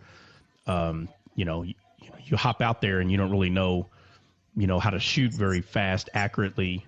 But I'll tell you, there's a other side that they are very good at Well, what they do. And I'll tell you what, Troy. If you're a machine gunner in the Marine Corps, my experience when I was on the rifle team, every machine gunner sucks, bro. They suck at shooting. on what weapon? On what weapon though? On what Like weapon? the A2 service rifle. That's what we competed with. We shot with the A2 service rifle and the Okay. Beretta, and they sucked at the A2 service rifle. I'm talking about bad. And then they'll be like, "Well, you know what, man? I'm a machine gunner. I just spray anyways." I'm like, "Oh, I can tell you like one shot Oh, won't so you're kill." saying a machine? You're saying a machine gunner holding an M16. Oh yeah. When they That's get what the you're. M16 A2 Okay. service Okay. rifle, they sucked, bro. They were terrible. I'm like, bro, That's you funny. suck. You're a grunt and you suck, bro. But they always be like, That's man, I funny. don't shoot this weapon. I shoot the saw. That's what I shoot. I'm like, all right. So you just want to spray everything. You're a gangster. That's what you do. You just, Yeah. Yeah. Spray and pray. I'm trying to yeah. look at what I'm trying to look at what Gunny's MOS was, bro. I can't find it. I'm sure it's Oh, here. I'm missing it somewhere. he was, hold on. I'm gonna tell you right now. I just saw it a second ago. He was support. I believe he was. It looked like he was stationed in Beaufort at the air station, bro. I just saw it a second ago. Give me a second. It says he became Here a it drill says instructor. aviation support field. Yeah, there you go. Aviation support Aviation field. support. That's what So he was an eight. my ex-wife was that aviation support. So basically, what they do Yeah. is they make sure that the airplanes are fly ready. So they make sure that all the Yeah. maintenance is done on them. Yeah. What is when someone in the Marines like seen combat, what is the ribbon that y'all wear? What does it look like? Is it red? Or you don't know what it looks like? The combat what we call it? Was it a car? Combat I action. think Yeah. it sounds like that. Yeah, it's the combat action ribbon. That's what it is. It's the car. Well, you guys call it a CIB, I think, right? It's different for you guys. A yeah, CIB, yeah, Yeah, you CIB. guys call it a CIB. Yeah, no, ours is like it's like yellow in the middle, I think, and it has like red on one side and like blue on the other Hmm. side. So it's very Yeah, distinct. y'all's is a ribbon. Ours is a badge. Yeah. Well, it's a badge too. It just we don't wear badges unless you're in you got to be in like dress What uniform. is If the you're not in so? What dress does the uniform, badge? What does the badge look like then? it's the same color as the ribbon except I should say metal. It's not a badge, it's a metal. I take that back. Yeah, it's There's a a metal. difference. Yeah. Yeah. So what is the metal? What does the metal look like? Let me look it up. You said So it's the a car. metal, yeah, combat action, yeah. So Let it's me like see. it just like if you it's the colors that kind of let you know what it is, but nobody gets close enough to see the actual thing. But it just kind of like I don't know how to explain it. Are you sure it's not just a ribbon? Because remember, all medals have ribbons, but not all ribbons have medals. So is it a medal or a ribbon? Oh, it's And I definitely think it's combat a. action metal, bro. No, it's a metal for sure. Oh, trust me, Well, my I don't buddy Mike know. Brumbaugh that you spoke to, he loves showing you his combat action. You kidding me? His medal. Yeah, All right. All he right. almost So it's walked a your around with it on at Social Security. God Almighty. Let's see. Um.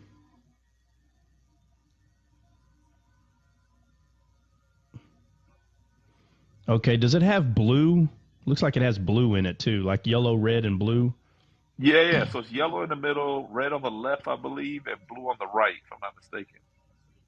I don't know. Let me see. It looks like this might be it. No I car, can no look it up for you. person. Yeah. All right. I think this is it. It looks like it's blue on the left, red on the right, and then in a dead center, it's all yellow except the center of the yellow is red, white, and blue, like the colors of the American flag. 100%. Okay, so that's it. Now, okay, so it's called a ribbon, bro. Yeah, but it's a metal, I promise you, it's a metal.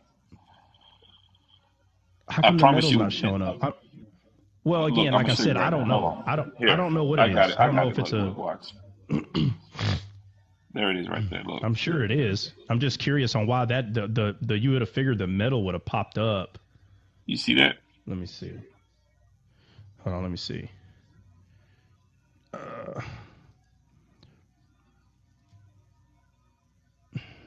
That's it.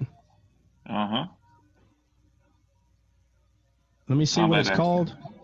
Combat action commemorative medal.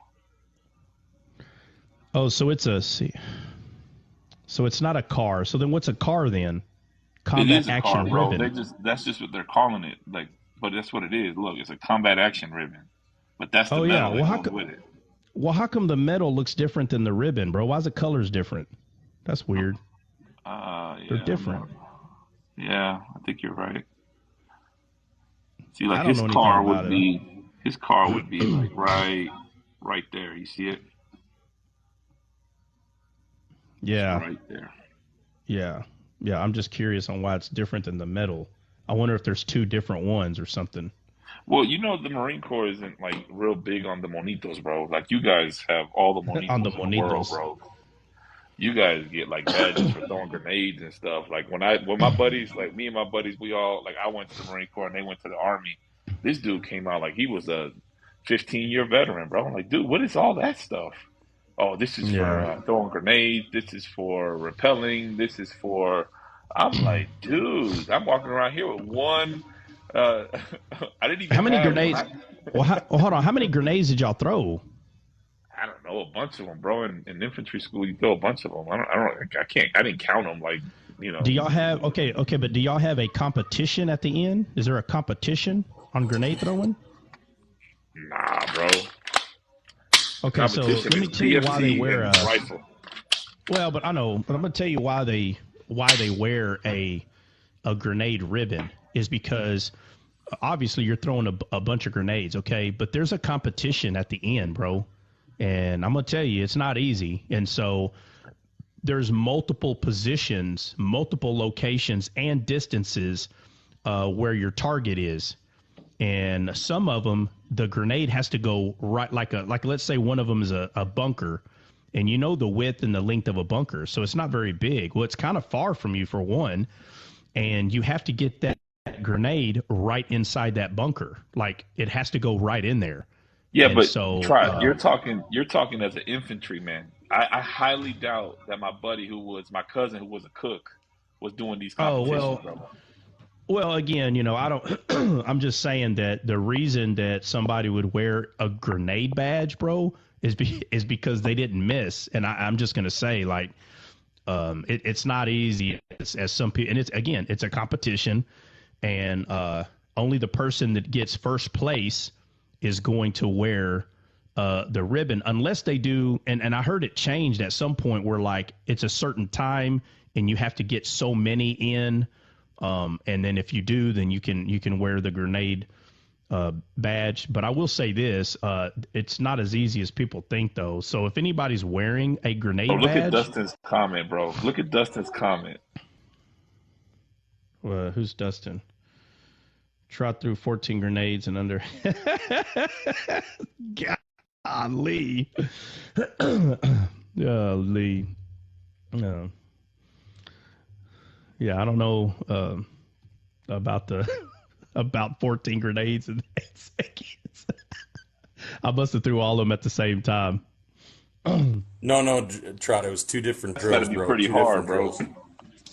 That's gotta be pretty hard to do something like that. But listen, Yeah. at the end of the day, what I'm saying is like when my cousin and my buddies that went to the army, when they got out, I mean, these guys were stacked, bro. I'm like, dude, you got some of everything going on. Like the only thing we graduated with was shooting a shooting badge. You know, that was it, bro. Like at that time, the National Defense Ribbon hadn't even come out because I went in before 9/11. Yeah. So we came out like slick chest, nothing on there, bro. Not a daggone thing. Yeah. Yeah. And maybe y'all just don't have, like, do y'all have a bayonet course? Like a timed one where it's like a competition? Yeah. We have that. We Okay. have pugil stick Y'all, so competition. y'all, okay, y'all do that. Y'all just don't do the grenade one, which y'all should have. It's freaking fun. I don't know why y'all didn't. No, I just think we just have to throw the grenades in a certain area during combat training, like Marine Corps combat training or whatever. But yeah. we don't like.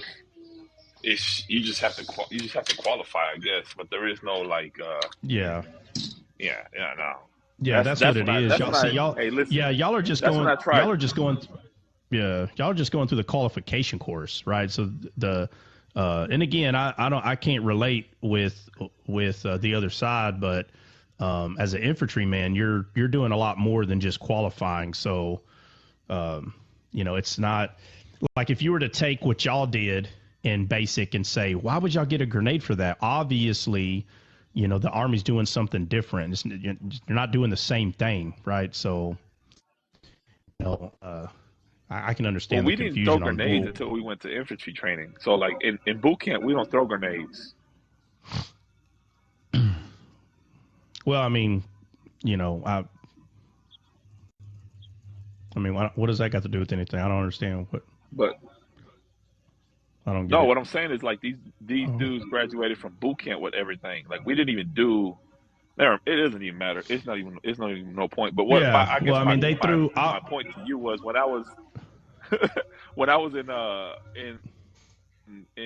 the infantry training or whatever, like that's when I tried dip for the very first time in my life.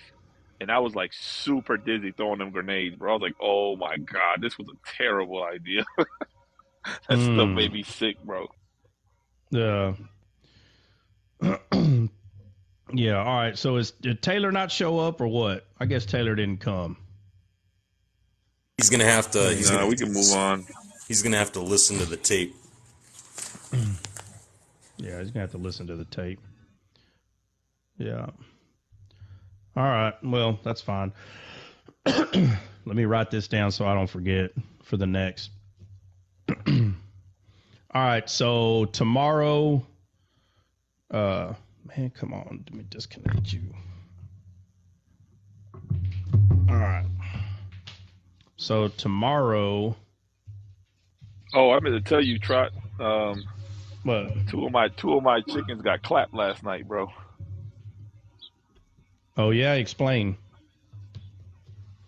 No, it wasn't last night. It was yesterday in the daytime. I usually let them out to like roam or whatever. The older chickens, the hens. Right. And I'm like, man, I'm missing 2 chickens. I'm looking around all over the farm, and the next thing you know, I found 2 poofs of feathers, and that's it. Yep. So they got raptured. They got raptured. They left their clothes behind.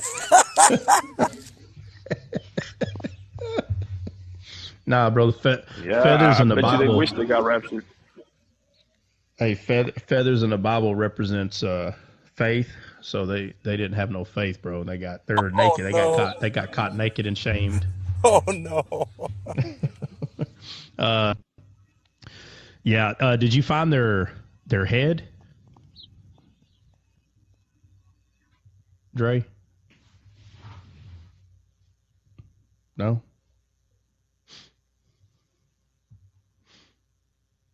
Dre, you on mute? Can you hear me? Can you hear me now? Yeah. Can you hear me? No, we didn't. Did you find their head? Nope, just a poof of feathers. Bro. Coyotes. A lot of times, coyotes. They were. Yeah, a lot of times. I think we're lagging. Swipe down, bro. A lot of times, coyotes will rip that head off, bro, and maybe not all the time, but sometimes you'll find the head like there. and the chicken not there. They just kind of rip. They know, like obviously they know, they don't want the fight, so they just rip the head off, and then. I don't think it was a coyote, bro, because it was in the off. daytime. I think it had to be. I think it was a hawk, I'm not bro. saying.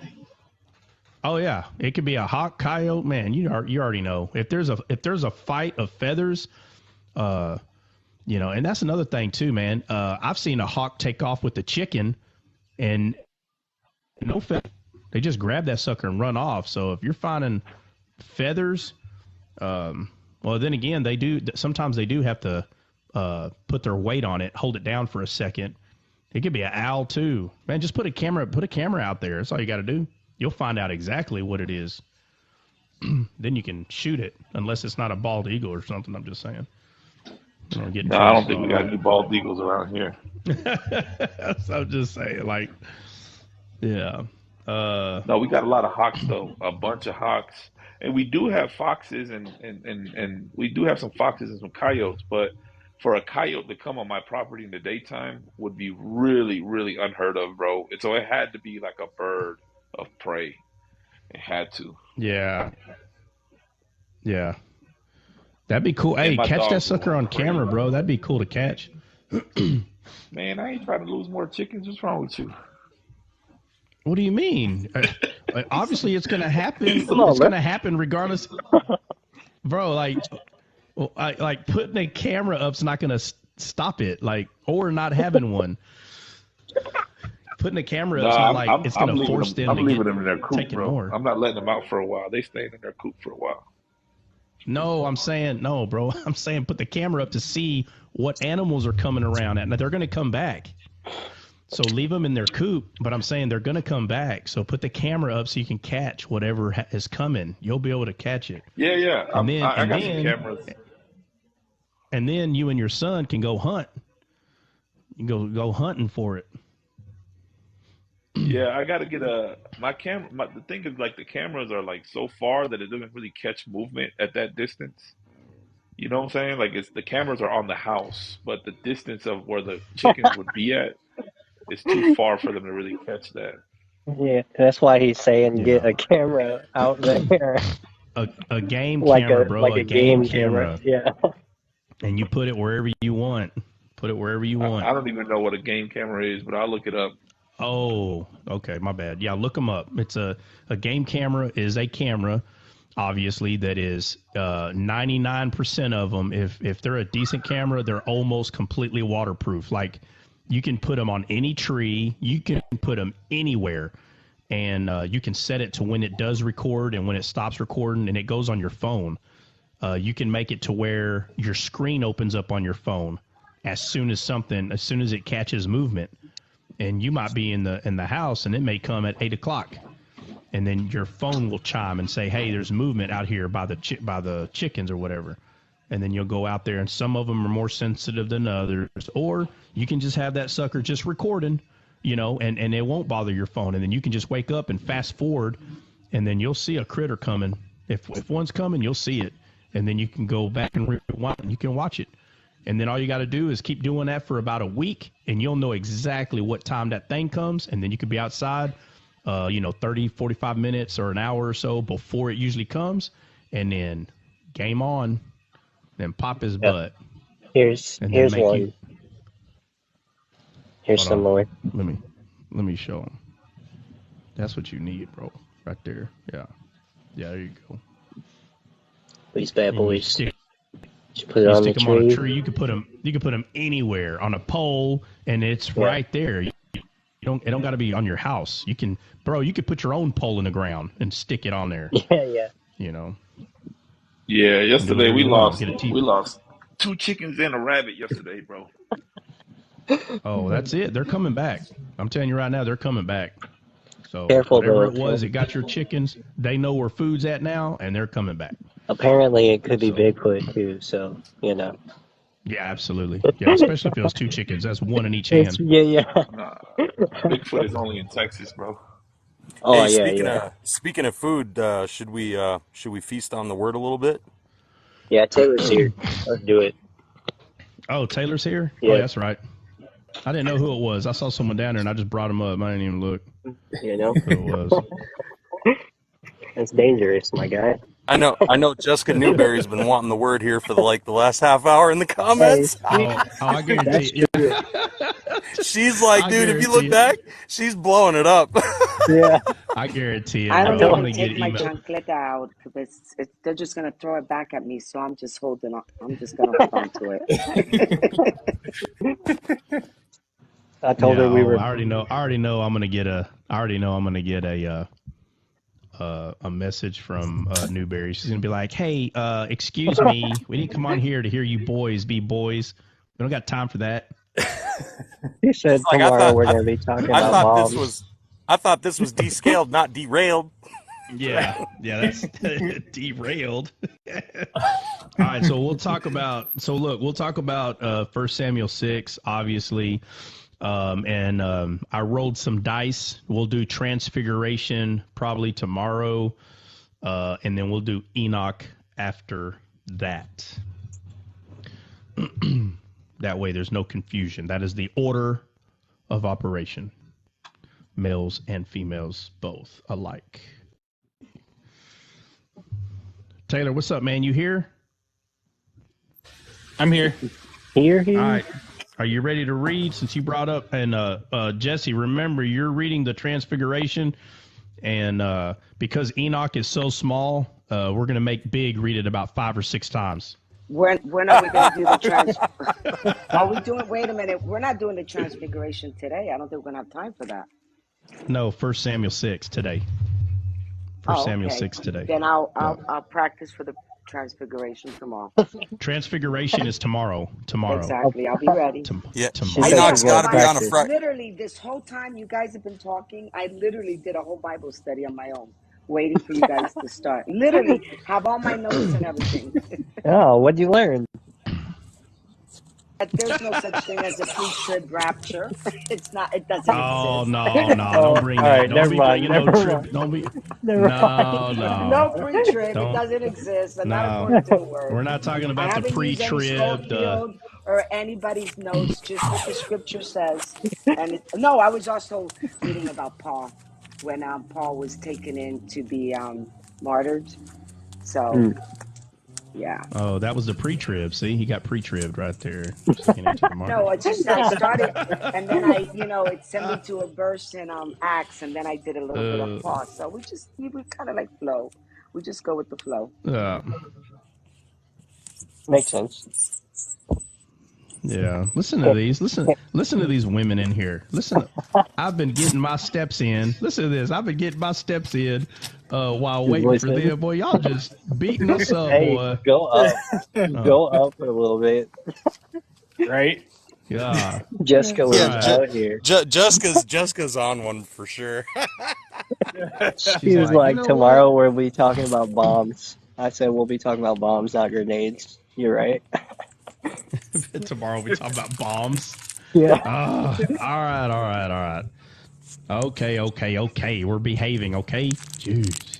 Apologize. They're probably like, you guys need some moms up on that panel to keep you guys in line.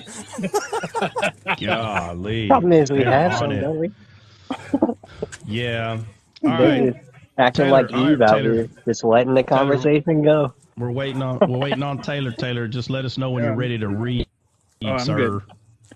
I'm good All whenever. right. So we're gonna read 1 Samuel chapter 6, 1 through 21. 1 through 21. All right, send it. All right. The ark of the Lord was in the country of the Philistines for 7 months. And the Philistines called for the priests and the diviners and said, "What shall we do with the ark of the Lord? Tell us with what we shall send to its place." They said, "If you send away the ark of the God of Israel, do not send it empty, but by all means return him a guilt offering. Then you'll be healed, and it'll be known to you why his hand does not turn away from you." And they said, "What is the guilt offering that we should return to him?" And they answered, 5 golden tumors, 5 golden mice, according to the number of the Lord of the Philistines, for the same plague was on all of you and on your lords. So you must make images of the tumors and the images of the mice that ravaged the land, and give Glory to the God of Israel. Perhaps he will lighten his hand from off of you and your gods and your land. Why should you harden your hearts as the Egyptians and the Pharaoh hardened their hearts? After he had dealt severely with them, did they not send the people away and they departed? Now then, take and prepare a new cart and 2 milk cows on which there is never come a yoke, and yoke the cows to the cart, but take their calves home away from them.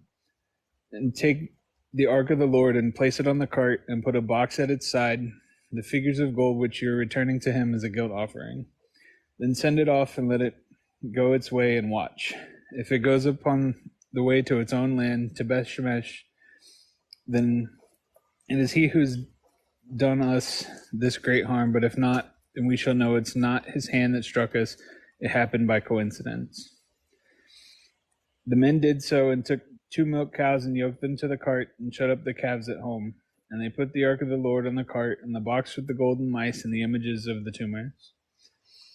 And the cows went straight in the direction of Beth Shemesh along one highway, lowing as they went. They turned neither to the right nor to the left, and the lords of the Philistines went after them as far as the border of Beth Shemesh. Now the people of Beth Shemesh were reaping their wheat in the harvest of the valley, and they lifted up their eyes and saw the ark, and they rejoiced to see it. The cart came into the field of Joshua of Beth Shemesh and stopped there.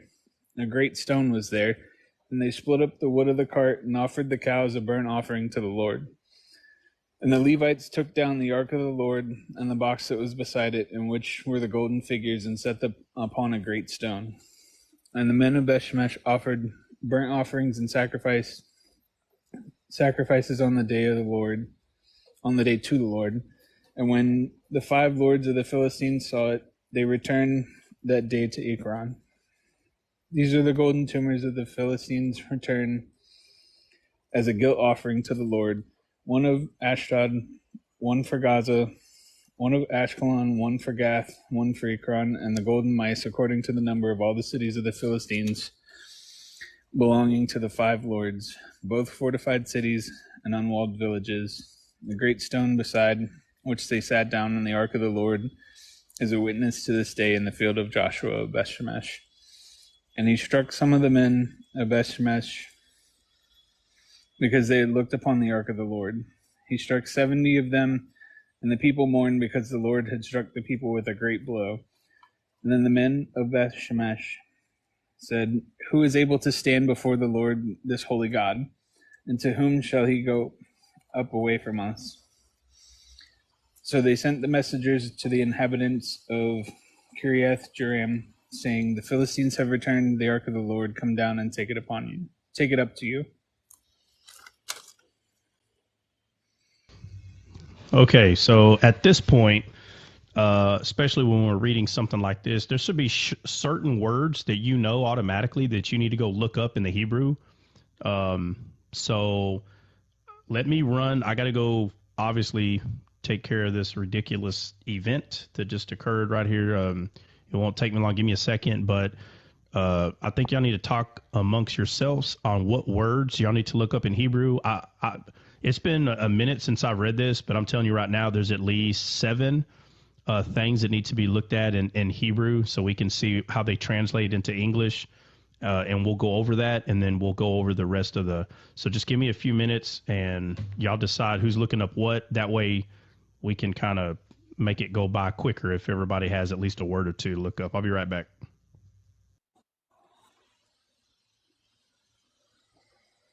Alrighty.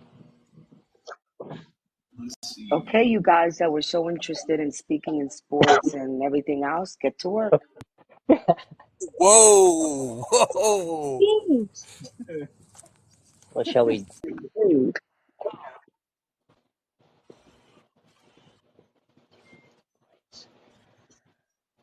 Dre. All right, who looking up?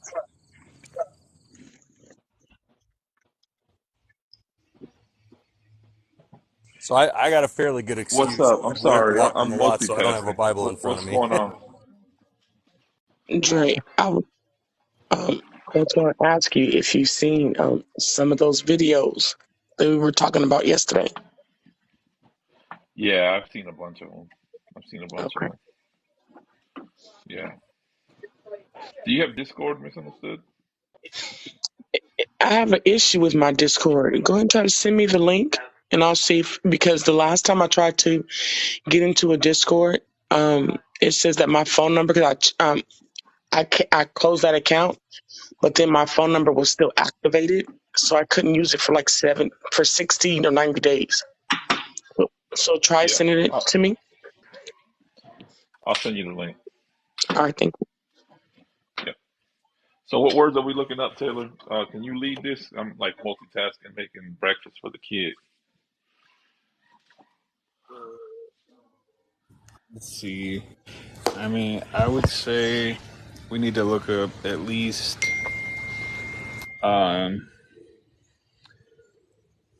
the tumors and the mice and Guilt offering. Beth Shemesh and Gaza and all the names of the cities.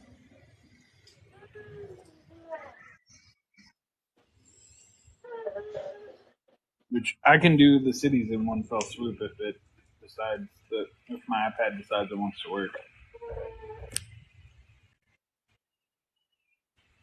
Now, was that great stone that was in that scripture? Was that Kava?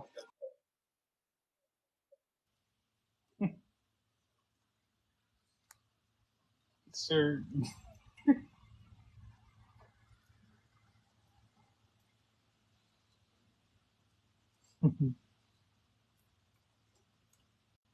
What's the Addy? Where? Oh, never mind. Somebody put it up. 1 Samuel 6, sir.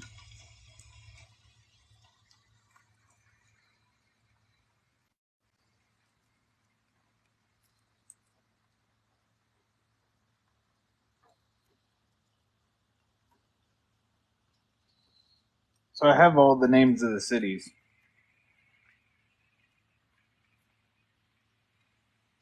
So we would just need tumors and mice at least,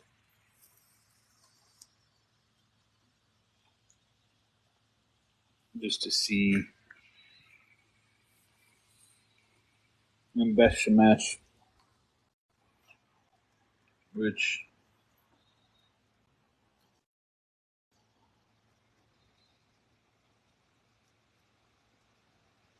I'm sure Jessie has her concordance in front of her since she did a full Bible study this morning. She could probably help you.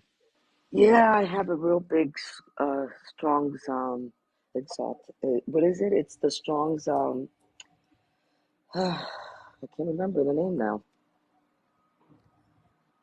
And we also have you can look up the words on your computer if you use Bible Hub or Blue Letter Bible.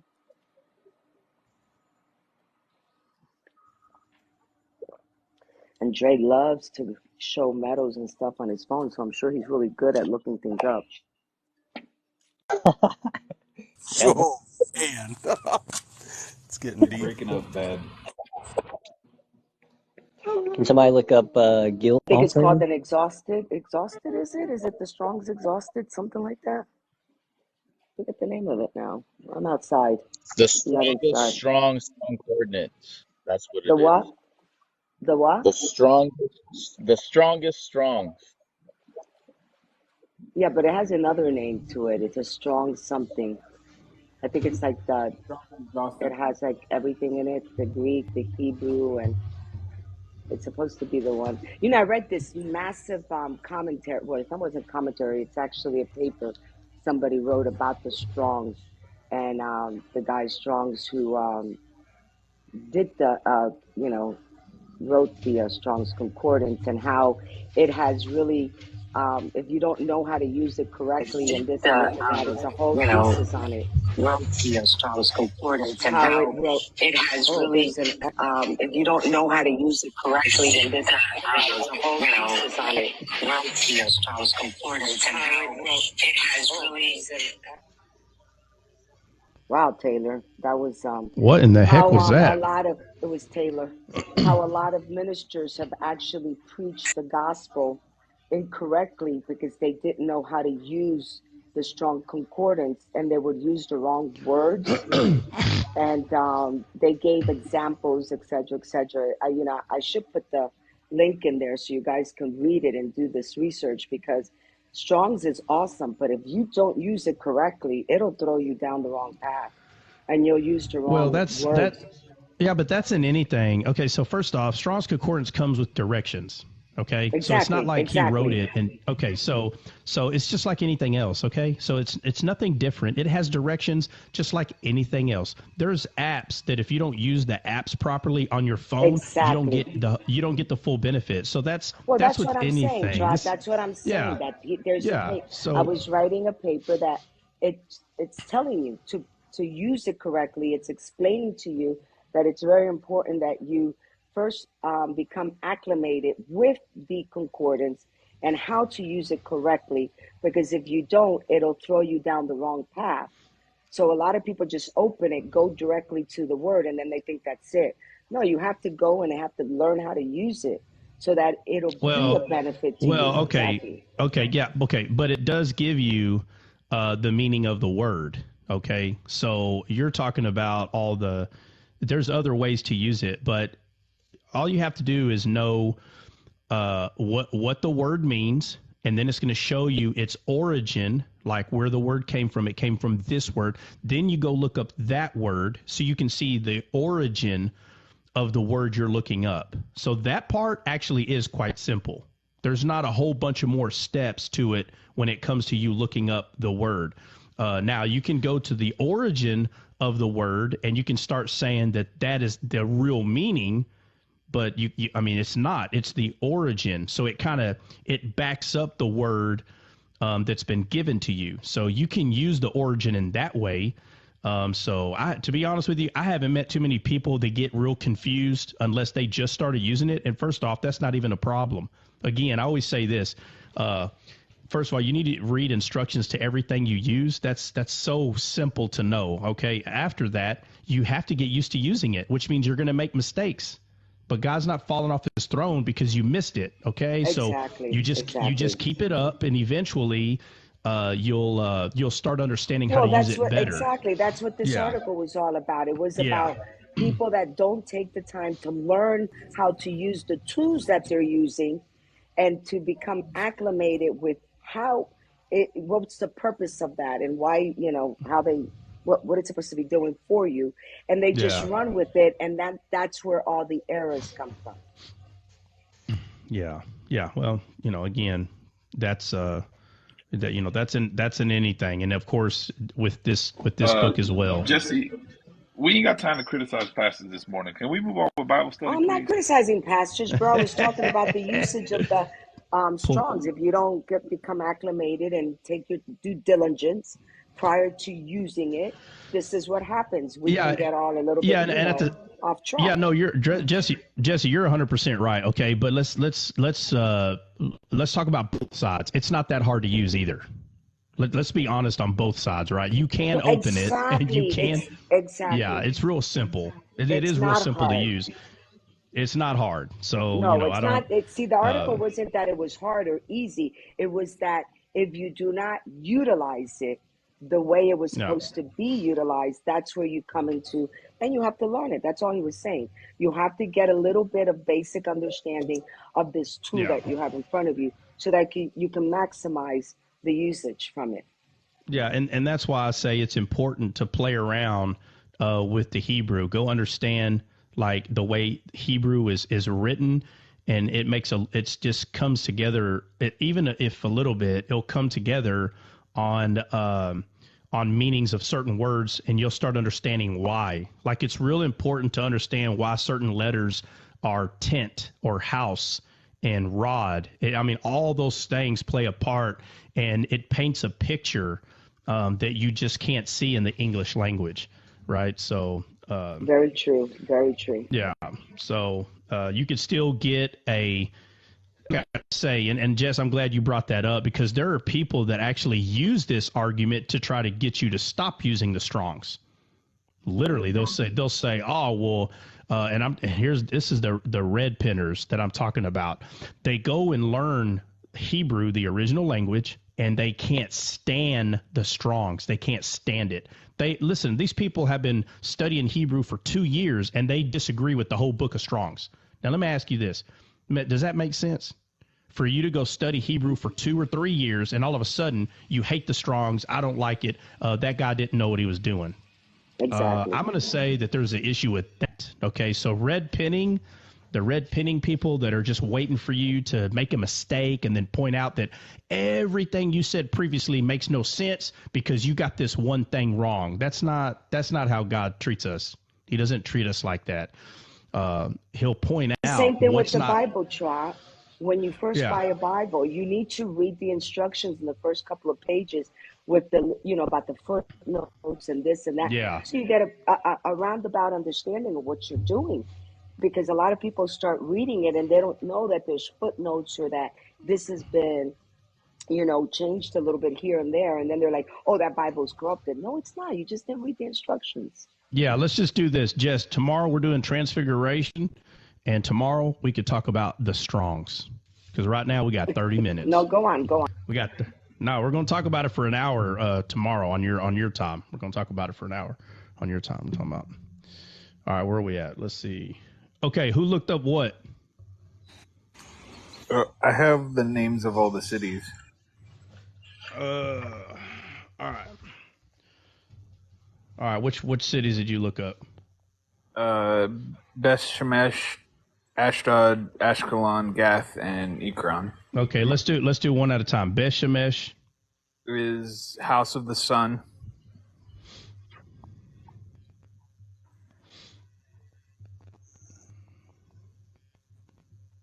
All right, next one. Ashdod is Ravager.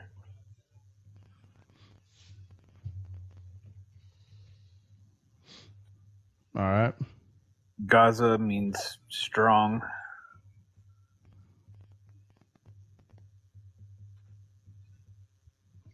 Okay. Ashkelon means either weighing or mart. Weighing, like lifting weights, that kind of weighing. Yes. Yep. All right.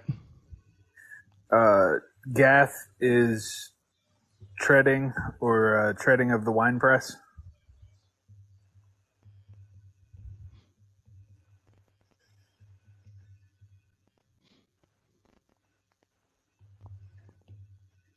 All right. And Ekron is eradication.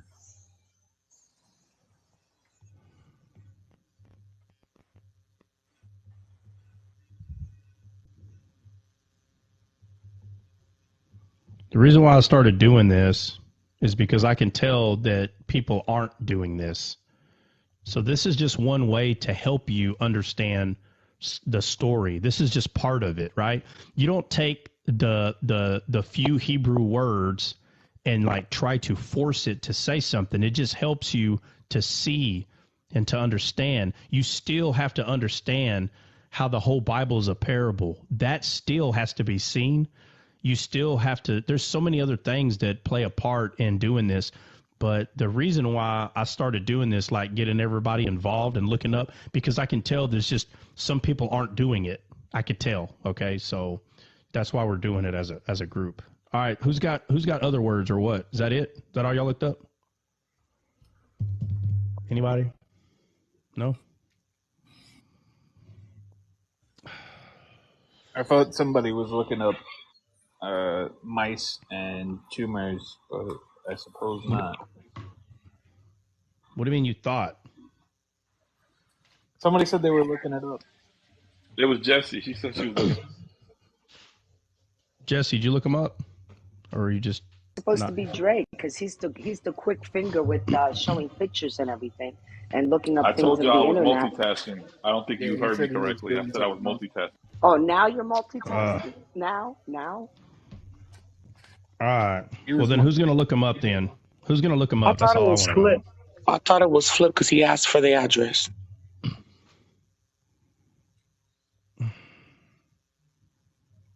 No, I actually gotta go to work. Gotta head out, y'all. All right. Give me a second, bro. Give me a second. Since nobody, I got all my kids up. My wife, my daughter had to sleep over. Friends are over here, so I'm I just already trying to. looked them up. Thank you, brother. I appreciate you. Mice, All right, all right, mice Doug, go is ahead. Mice, we're gonna do. this Hold on, this hold on, Doug. Hold on, this is Doug. We're a gonna do mice this is a first, okay? revelation.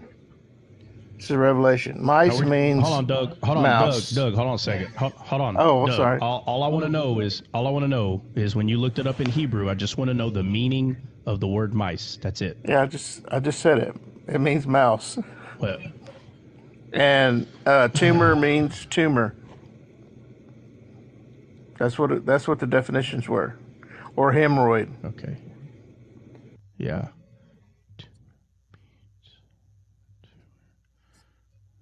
All right. Is that the only ones y'all decided to look up? Anybody? Yes? No?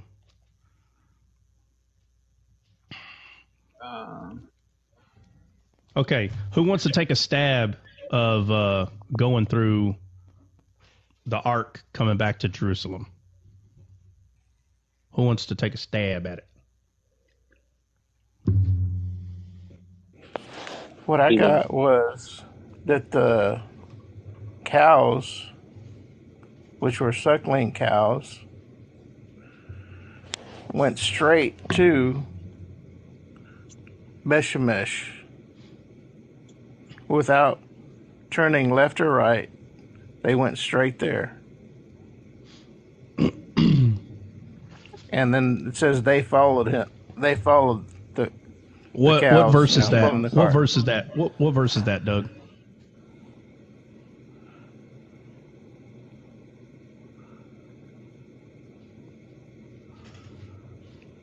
12. 12. Okay, let's see.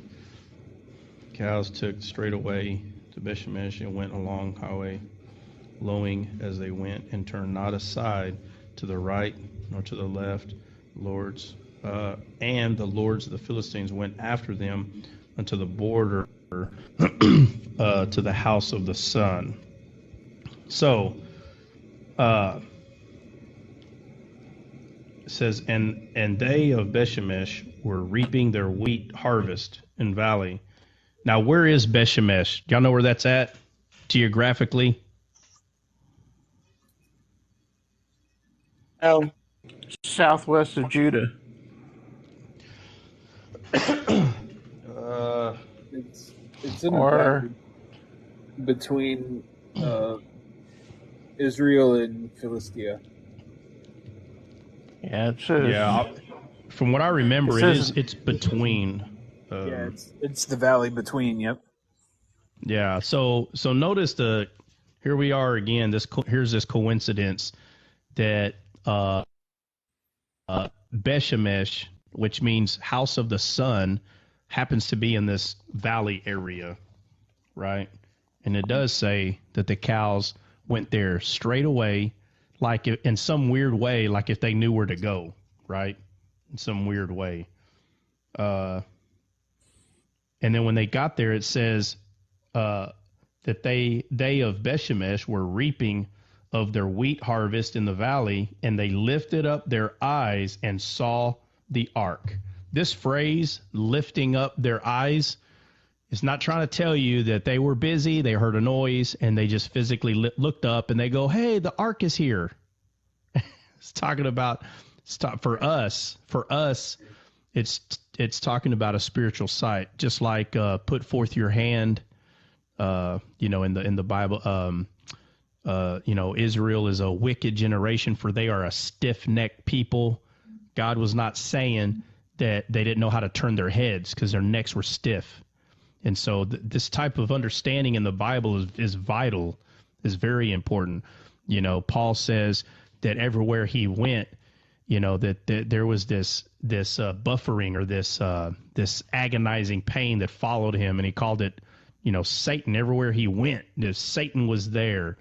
And that was actually the thorn in his side. And so when people talk about Paul's thorn in his side, they're taking it literal, when it's no different than me saying that Dre's a pain in my neck. I'm not saying that Dre is literally he is the pain in my neck. I'm not saying that. And so we have phrases that we use today as well as they did back then. And so thorn in the side is talking about every time that Paul went to go preach the word, there was always someone there to try to stop him. And obviously he called that Satan. And so in the Old Testament, it's the same. There's certain phrases. Now, in real life, did the person look up and see the ark? Yes, 100%. But when you can see what the ark is, an ark can only be recognized with spiritual sight in reality, our reality, God's reality, not just the physical reality that was taking place in the Old Testament, but it's showing something different. So, let's see, was I at 11, 12? They lifted up their eyes and saw the ark and rejoiced to see it. And what does the ark represent in the Old Testament? God's heart. God's heart, right.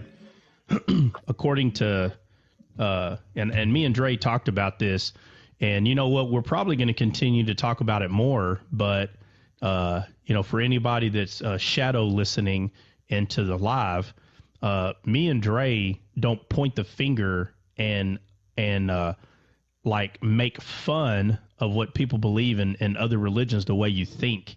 Okay. When we laugh, we're laughing of the confusion on where it's coming from, not because I'm making fun of the people. So me and Dre had to talk about this the other day, but I may not be 100% right on this. So Catholics that are shadow watching the live, you could take my feet out of the fire, right? It just seems as though y'all believe that the ark is Mary, right? The human that bore Jesus. And it just reading some of y'all's materials, y'all call the ark Mary. But it's God's heart. It's not Mary, but that's neither here or there. But anyway, and if I'm wrong about that, then that's just what it seems like. So just to clarify, I'm not saying y'all do believe that, but I will say it does seem that way. Okay, so all right, 14. And the cart came into the field of Joshua. That's funny. The field of Joshua, the field of Yeshua. And throughout the Bible, Jesus, any shadow of him, he's always referred to as the one in the field, like the worker of the field. And it's just not a coincidence that when the heart of God came back, the cart came into the field of Joshua, a Bethshemite, and stood there where there was a great stone. So in the field of Yeshua, there was a great stone, a great foundation. Make sure Christ is your foundation, because that's a sure foundation there. And there was a great stone, and they clave the wood of the cart and offered a cow, a burnt offering unto the Lord. And the Levites took down the ark of the Lord and the coffer that was with it, wherewith the jewels of gold were, and they put them on the great stone. And the men of Bethshemesh, so the men of the house of the sun, offered burnt offering, sacrifice the same door to. And notice they did all this in the field of Yeshua, which means Savior. So the field, the soil, the ground, the earth, the ground, the soil of Yeshua. And there in this field was a great stone, and this is they conducted sacrifices. I mean, it's just remarkable. Anything stick out to anybody else? Anybody? No? Verse 3. Huh? Verse 3. What about verse 3? What about it?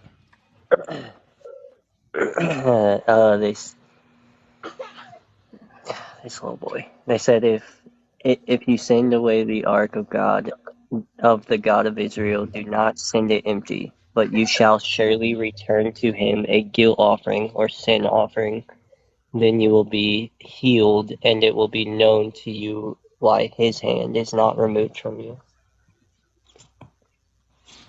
But Yeah. So, Jesus would be a guilt offering or a sin offering. yeah. So again, right? The only thing that can be offered to God is something that's already God. Like there's Right. nothing in the fallen world that can be offered to a God who's alive.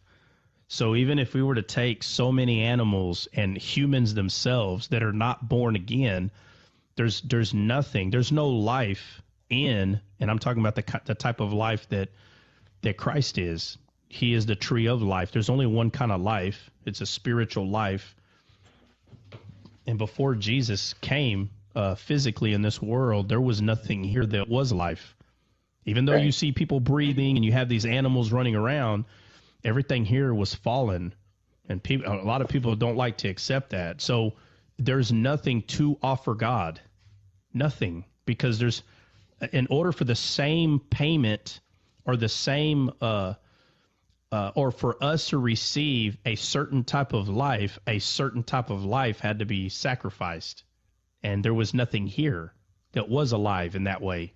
So, yeah, when it says, send away the ark of the God of Israel, and it says, send it not empty, but in any wise return him as trespass offering, then ye shall be healed, and it shall be known to you why his hand is not removed from you. And yes, his hand obviously being being Jesus, which is the hedge of protection in a very weird way, but that's exactly what it's referring to. What's up? What else y'all got? The word tumor is from an unused root meaning to burn. Oh. Yeah. Is it let me see. Oh, let me go back. Let me see. In verse 4. Is it 4? I was right there already. Let's see, to him and answered. Yeah, but what's funny is it's the number 5, right? This is what's funny about it. So it says, and they answered 5 golden tumors, 5, number of grace, 5 golden mice, according to the number of the lords of the Philistines, for one plague was on you all and on your Lord. So here we go. We see the number of grace here. And it says, wherefore ye shall make images of the tumors and images of the mice that mar the land. And mar means to disrupt or destroy or to mess up, I guess, if you want to say it that way, to destroy your land. And ye shall give glory unto God of Israel. Preventure, he will lighten his hand from off you, from off your gods, and from off your land. So when it's talking about healing, and it's talking about healing of the land, this is talking about bringing alive the part of you that is desolate, which is the heart. That's the land that it's referring to. So now in real life, yes, it is talking about physical land, but is circumcision still physical? No, circumcision is of the heart, right? Because everything is based on our heart.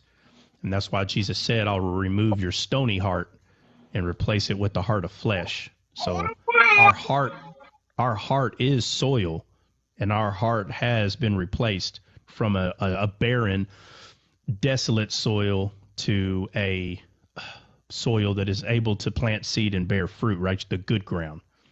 And the only way that took place is through Christ. So it's not a coincidence that the mice and the tumors, that is talking about things that ruin a field and that are considered a curse. It's not a coincidence that there's 5 of each one of them, which is grace for those issues. That's not a coincidence either. And it I like says, oh my bad, go ahead. I thought you were done. no, go ahead. Where you at? No, I was gonna look at. I just got a chance to read it because I was helping my daughter with her friends or whatever. But I was Yeah. just reading it. And 1 Samuel 16:15 is the one that like kind of just got me. And it says, "And the Levites took down the ark of the Lord and the coffer that was in it, wherein with the jewels of gold were, and put them on the great stone." And the men of Bethlehem burnt offerings and sacrifice on the same day unto the Lord. And the great, it's, to me, it was just like the ark, which is the heart of God, which has the things, which is Christ in them, right? And how they placed it on the great stone. And Jesus says in the New Testament, "Upon this stone I shall build my church. Upon this rock, which is a stone, I shall Yep. build my church." It's Him. It's Him. Yep. It's always been Him. The stone It's always is been Him. him. Yep. It's not a Peter. Yep. The stone is Him. He is the cornerstone of the church, and everything that He did in the Old Testament is laid upon that stone, and that is called the church, which lives in us. Yeah, which is a spiritual church. So, you know, yeah. So where a lot of people think it's Peter is they look at what his name means, and I believe in the Greek, and it means stone. So then they try to use that and say, well, see Peter's the It means rock, you know. pebble. Yeah, It or means yeah. pebble. Net. It means pebble. Or, He says Peter. He says your name shall be Peter, which is pebble. But he says, but upon this stone, this rock, that's a big stone. He's not talking about him. That's where the confusion comes Yeah. in right. the Greek. But They still use that, and Yeah. they think he's the rock. No, of course they do. But what they don't understand is the reason that he was called Pebble is because he received a piece of revelation right there and then. That's the problem here, because here it's talking about a great stone. Jesus is that great stone. Peter's not called the great stone. Peter's not called the great stone. So, hold on a second. You got a question in the comments, by the way, Trot.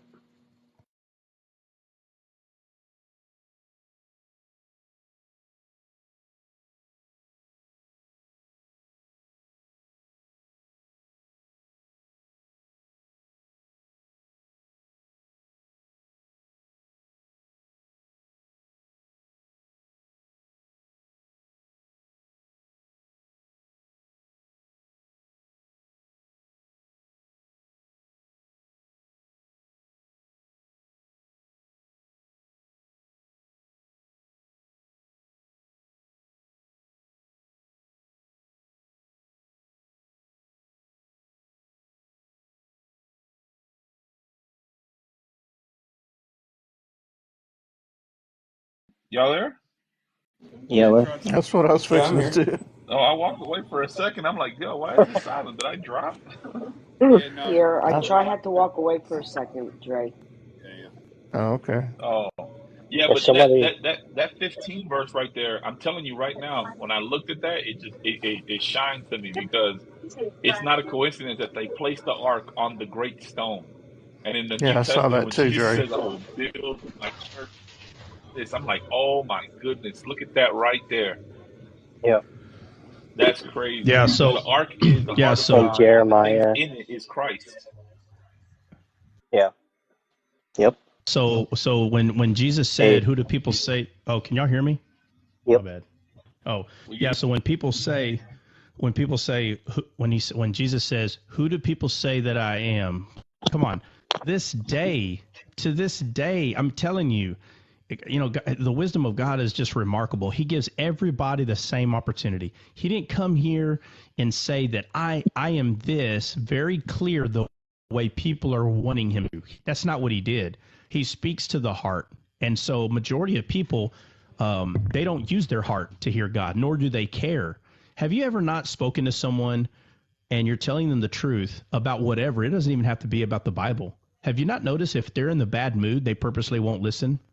Nobody here has ever experienced that? I guarantee everybody has.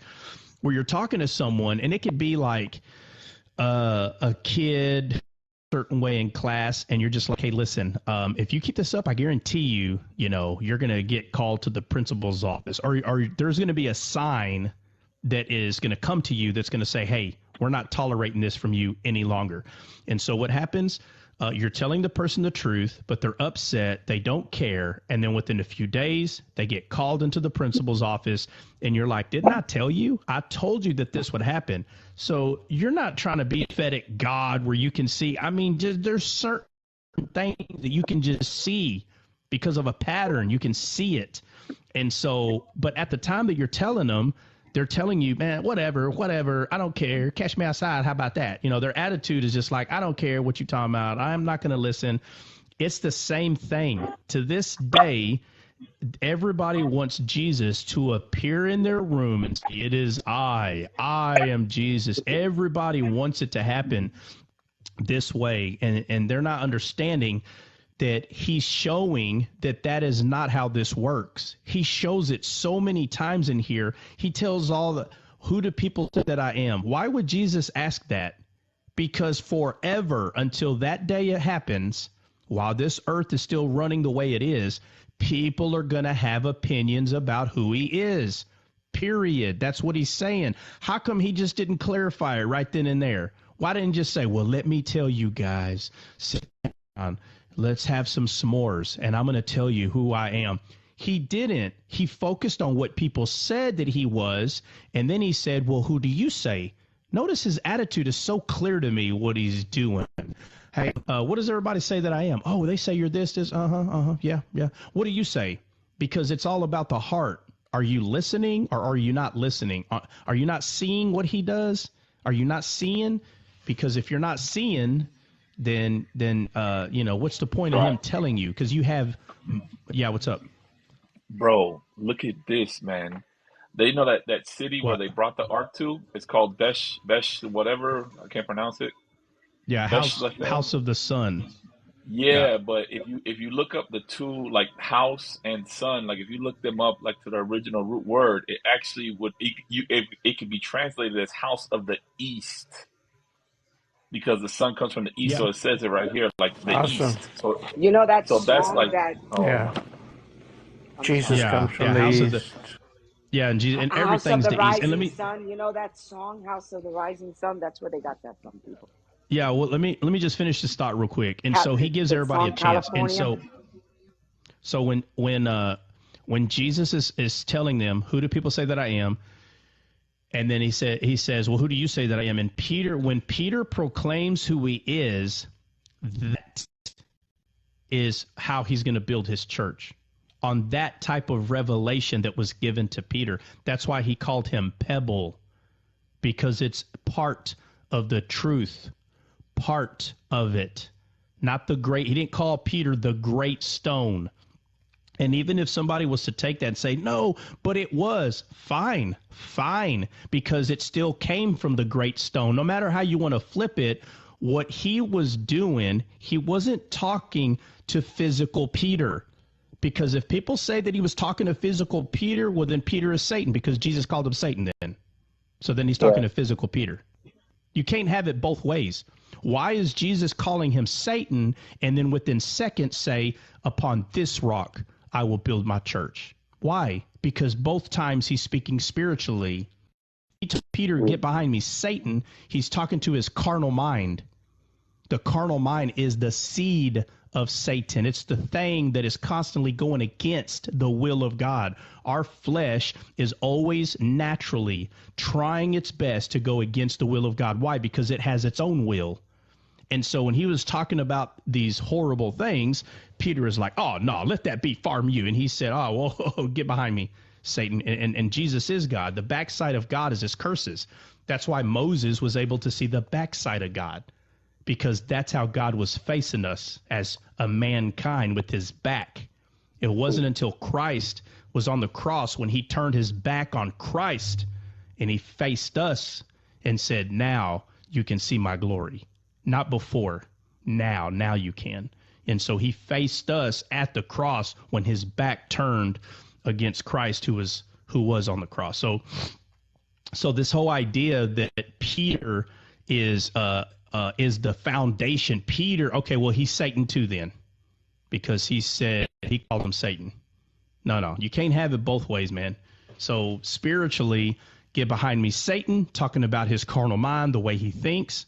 But then when he used his spiritual understanding, he said, and upon this rock, I will build my church, upon spiritual revelation straight from heaven.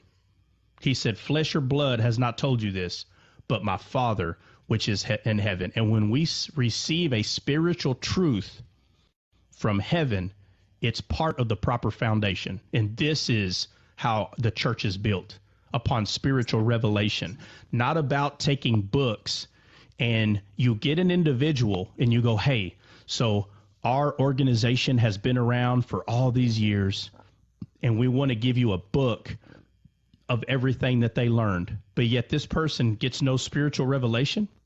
How is the church built upon this person when all they're doing is just reading books only?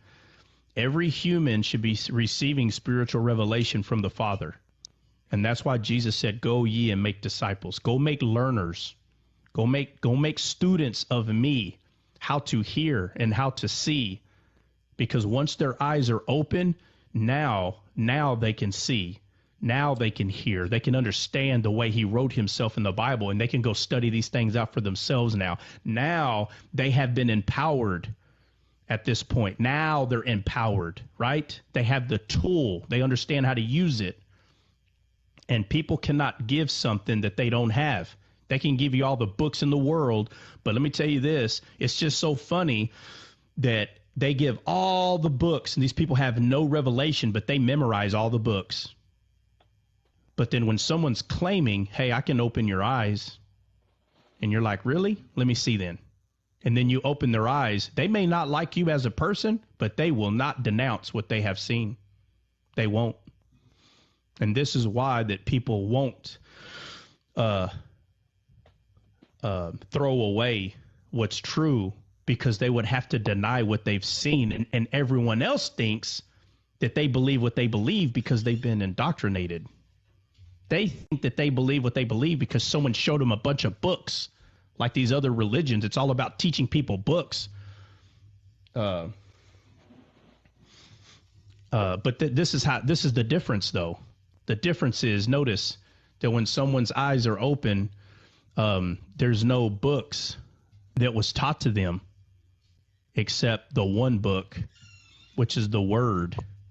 The one writing that can only be seen with spiritual eyes. There's only one, and it's only one truth that can be seen this way. And, all these other things are just playing with your memory, and then you just go off just throwing out stuff that you've read. And even if some of it is true or not, it's not rooted in you. And this is one of the soils that Jesus is talking about, that even though it may be true to a man, and maybe this man received a truth from the Father, but when he tells it to another man, it has to become rooted in that man. Has to. Because if not, it'll wither away. So go ye and make disciples. Making a disciple is someone that can study, hear from the Spirit by themselves. Why? Because they're empowered with the Spirit, no longer needing the man that helped them see, right? That's why Paul says, who is Paul and who's Apollos? It's God that gives the increase. So if it's God that gives the increase, it's not about my power and my might on how how you try to take someone and make them understand these books. No, man. You don't have to make anybody understand nothing. You know what's so funny about water? If you want someone to swim bad enough, you could just throw them in there, and I guarantee it, they will swim. They will be floating. I've done it. I've done it to many people. It happened to me. The first time I learned how to swim, my grandpa said, you don't know how to swim? I could have been 7 or 8. I said, no, I don't know, Bubba. He picked me up right there and threw me in water. Now, mind you, let's just say I'm 3 feet or whatever. The water's only 4 feet deep. Or your name is What? Jesse. Do what? Or your name is Jesse. Jesse can't swim. Well, whatever. The point is, though, me personally, my pawpaw threw my butt in the water, and I'll never forget it. No, man, in midair, I'm looking at him as he's got this big old grin on his face. And I remember in midair, like if it was slow motion, like, no, like, what did you just do? My papa just unalived me. And I hit that water and I wasn't even trying to survive. That's not what I wasn't trying to survive. I thought I was unalive, but it's like our body knows, hey, just start kicking. And I'm like, brah. And before I know it, Bubba, I'm dog pedaling. Ain't nobody showed me how to do none of that. And I remember laughing because I'm not going under, but I was still scared as heck. Like it was terrifying what just happened. And my papa goes over there and he goes, come here, come to me. So I go to him, he picks me up and he goes, you're probably tired. He goes, hey, we'll go over it again. And I'm thinking, nah, I ain't going over that again. The whole time I'm thinking he's going to throw me in there, but the next time was a bit different. He went in there with me and, was like, hey, look, I just did that to prove to you that you don't understand floating and swimming. You don't understand it. That's why you're scared. And so it's better to give everybody a chance to float themselves, and they can do it. And once a person's eyes are open, once that happens, once a person's been descaled, you couldn't take it away from them if you tried, unless they're just a complete fool and they go, nah, I didn't see that, and nor do I care to see it. They'd have to go against that. And so, yeah, my bad, Big. I wasn't trying to stomp on what you were saying. I just wanted to finish that. But I think I do remember saying she can't. I think I remember Jesse saying she can't swim, though. I think I remember that. I can float. I can do the doggy paddle. I can She said I can water. float. I mean, I do certain In things. 3 I feet of can water. do. 3 feet of water. Well, no, Yeah, I'm not. I can't swim in the ocean. I just can't. I can't do it. Yeah. Hey, Not that I didn't try. Oh, go. Not that I didn't take lessons. Not that I didn't try. But I just didn't get over the fear of drowning from when I almost drowned when I was little. So it's just one of those things, But I got a pool. I can handle myself in my pool. I'm good. I got a pool. But hey, no, talking about, the rock, a lot of people, when they try to talk to me about, Peter being the rock, I always turn them to, say, well, who's the cornerstone? If you're going to build a building, which is the first stone you start with? You start with the corner, and everything's built on top of that. And if you look at it, it talks about Christ as the cornerstone. So how can you have two different stones? Christ is the stone. Yeah, there's only, okay, well, Christ is the foundation, okay? Christ is and that's what a cornerstone is. Everything is held on that cornerstone. So he's called the foundation. He's called the cornerstone. The reason is because it's the part that holds up the entire building. And that's what he is. That's what I was saying. Thing that holds. Yeah. So he's the thing that holds together the entire quote unquote spiritual church, because he's the word. And so when we receive the spiritual word of understanding from God, it builds on top of the foundation of who Christ is. And so we don't build our house on sandy ground. Why not? Because we're no longer desolate. We're no longer sand. We're no longer barren. No, we're rich ground. We're a good ground, a good soil. And on that top of that soil is the foundation. And that foundation is Christ, the truth. And every truth thereon is built upon that truth further and further. And so when the quote unquote fire comes to consume the quote unquote house that you've built, whatever is not from God will get burnt up, but it has nothing to do with you. It has to do with misunderstandings and misconceptions, things that actually aren't true.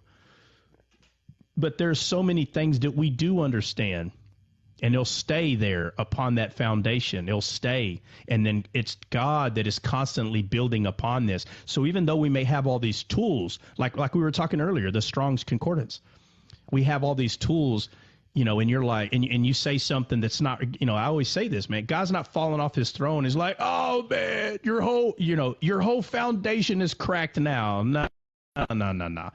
It's God that gives the increase. It's him that burns up what's not true. It's him that puts what is true there. And so to hold people accountable to doing that is not the way God does it. The burden is on him. He's the one that's accountable. He said, fear not. And he constantly says, fear not. You know why? Because he's got it. Not because you got it. It's because he's got it. That's why we don't fear. So anytime we talk to each other, we don't try to put fear that somebody's doing something wrong. That's not true.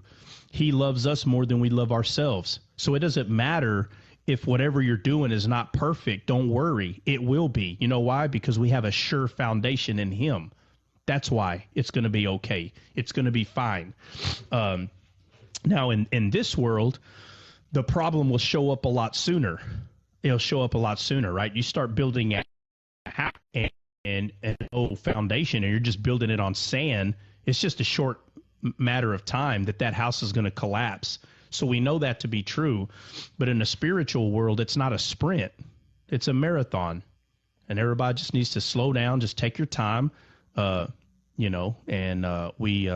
like I always say, we need to learn how to use each other. We're all part of the body. All of us are. And we're all in this together, period. Well, So, he who starts a good work will complete it to the day of Jesus Christ. Yes. Hey, And yeah. So kind of in line with this whole thing, where people like are hard on each other with the revelation or the lack of understanding or whatever. I would say, would you agree that 1 Corinthians 4:5 is basically saying the saying that you got us all saying here, like God has not fallen off of his throne? Would that be 1 Corinthians 4:5? I can read it. Yeah, read it. Yeah, read it, bro. It says, therefore, judge nothing before the appointed time. Wait. It says, wait until the Lord comes. He will bring to light what is hidden in darkness and will expose the motives of the heart. At that time, each will receive their praise from God. Yeah, what verse is where it says therefore? What verse is that? 5. Okay, go ahead and start at 1 so we can read. Anytime you see the word therefore, you need to go read why it's therefore, right? So let's read 1 to 5. I'm going to read 1 through 6 just to make it fair. It says, let a man so account of us as the ministers of Christ and the stewards of the mysteries of God.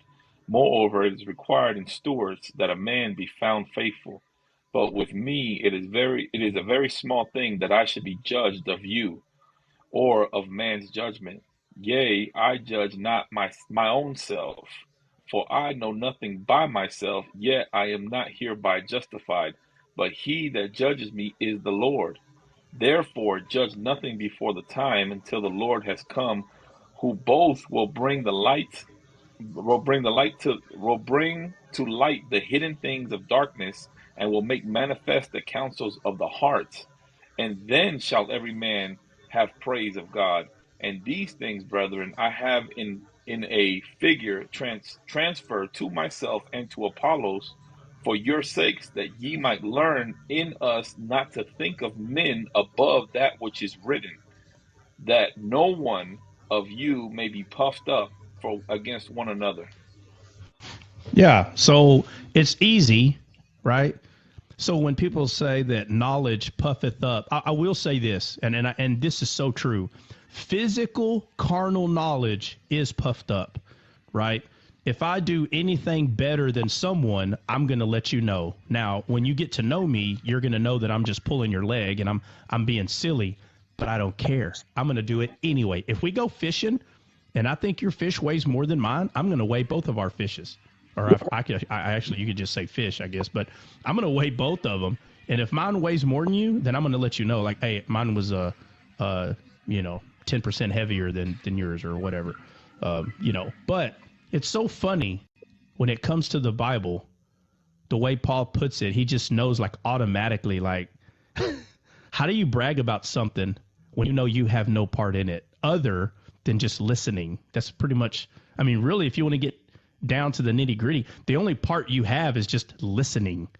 I mean, it's just hard to boast about it or to puff up about it. But when a spiritual truth is heard, you can take that head knowledge and you can be puffed up about that because it's not rooted in you, right? But when it gets rooted in you and you know it's true, it's just different. It's just something's different about it. Like there's no point of arguing or debating about something when you know 100% it's true. It's ridiculous, just like, and I use this one all the time. You invite people to your house and we're all adults, but the person that owns the house says, hey guys, come here. I want to show you where the knives are.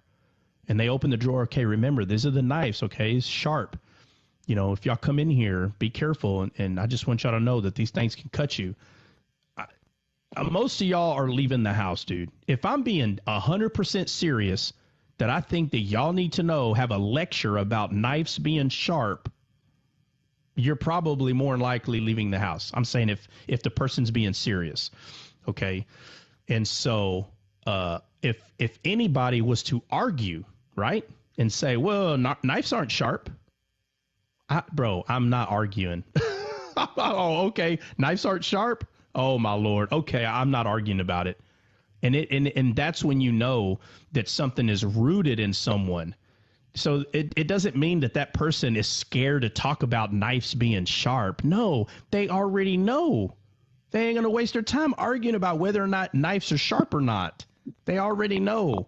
And I'm only bringing that part up because don't judge something before it's time. If somebody is saying something that is true or could be true, you need to be very careful about being judgmental about what they're saying. That's why I don't argue about water baptism, Trinity, oneness, because there are some people that can see it. There are some people that cannot, period. There's no point to point any, there's no point to continue to point that out to people, well, hey, what was the last verse you read, Dre? I'm going to read in the Amplified because that's where I went over to real quick. But it says, now I have applied these things, that is the analogies about factions, to myself and Apollos for your benefit, believers, so that you may learn from us not to go beyond what is written in Scripture, so that none of you will become arrogant and boast in favor of one minister or a teacher against another.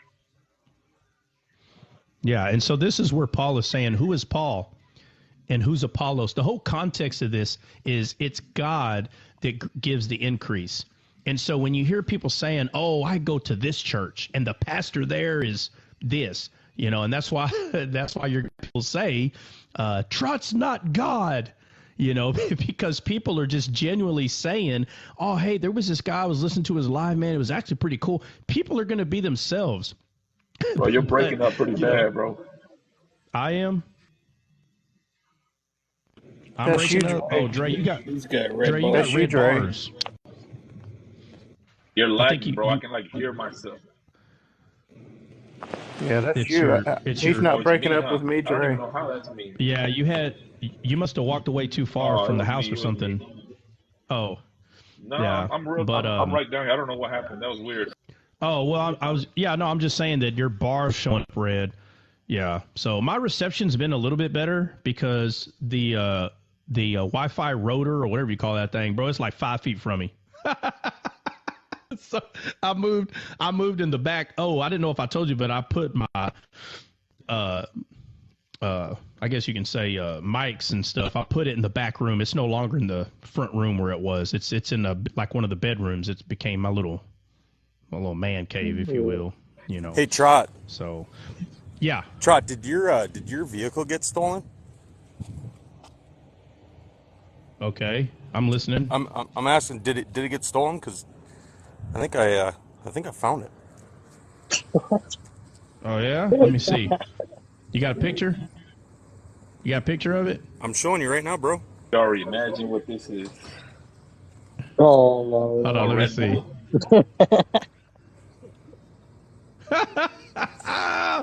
Hey, bro. Hey, you stop that vehicle right now. You tell them to get out. I think it's going to go in the auction tomorrow. You can buy it back, buddy. You dang right I can, bro. We need red letters up there that says. Right?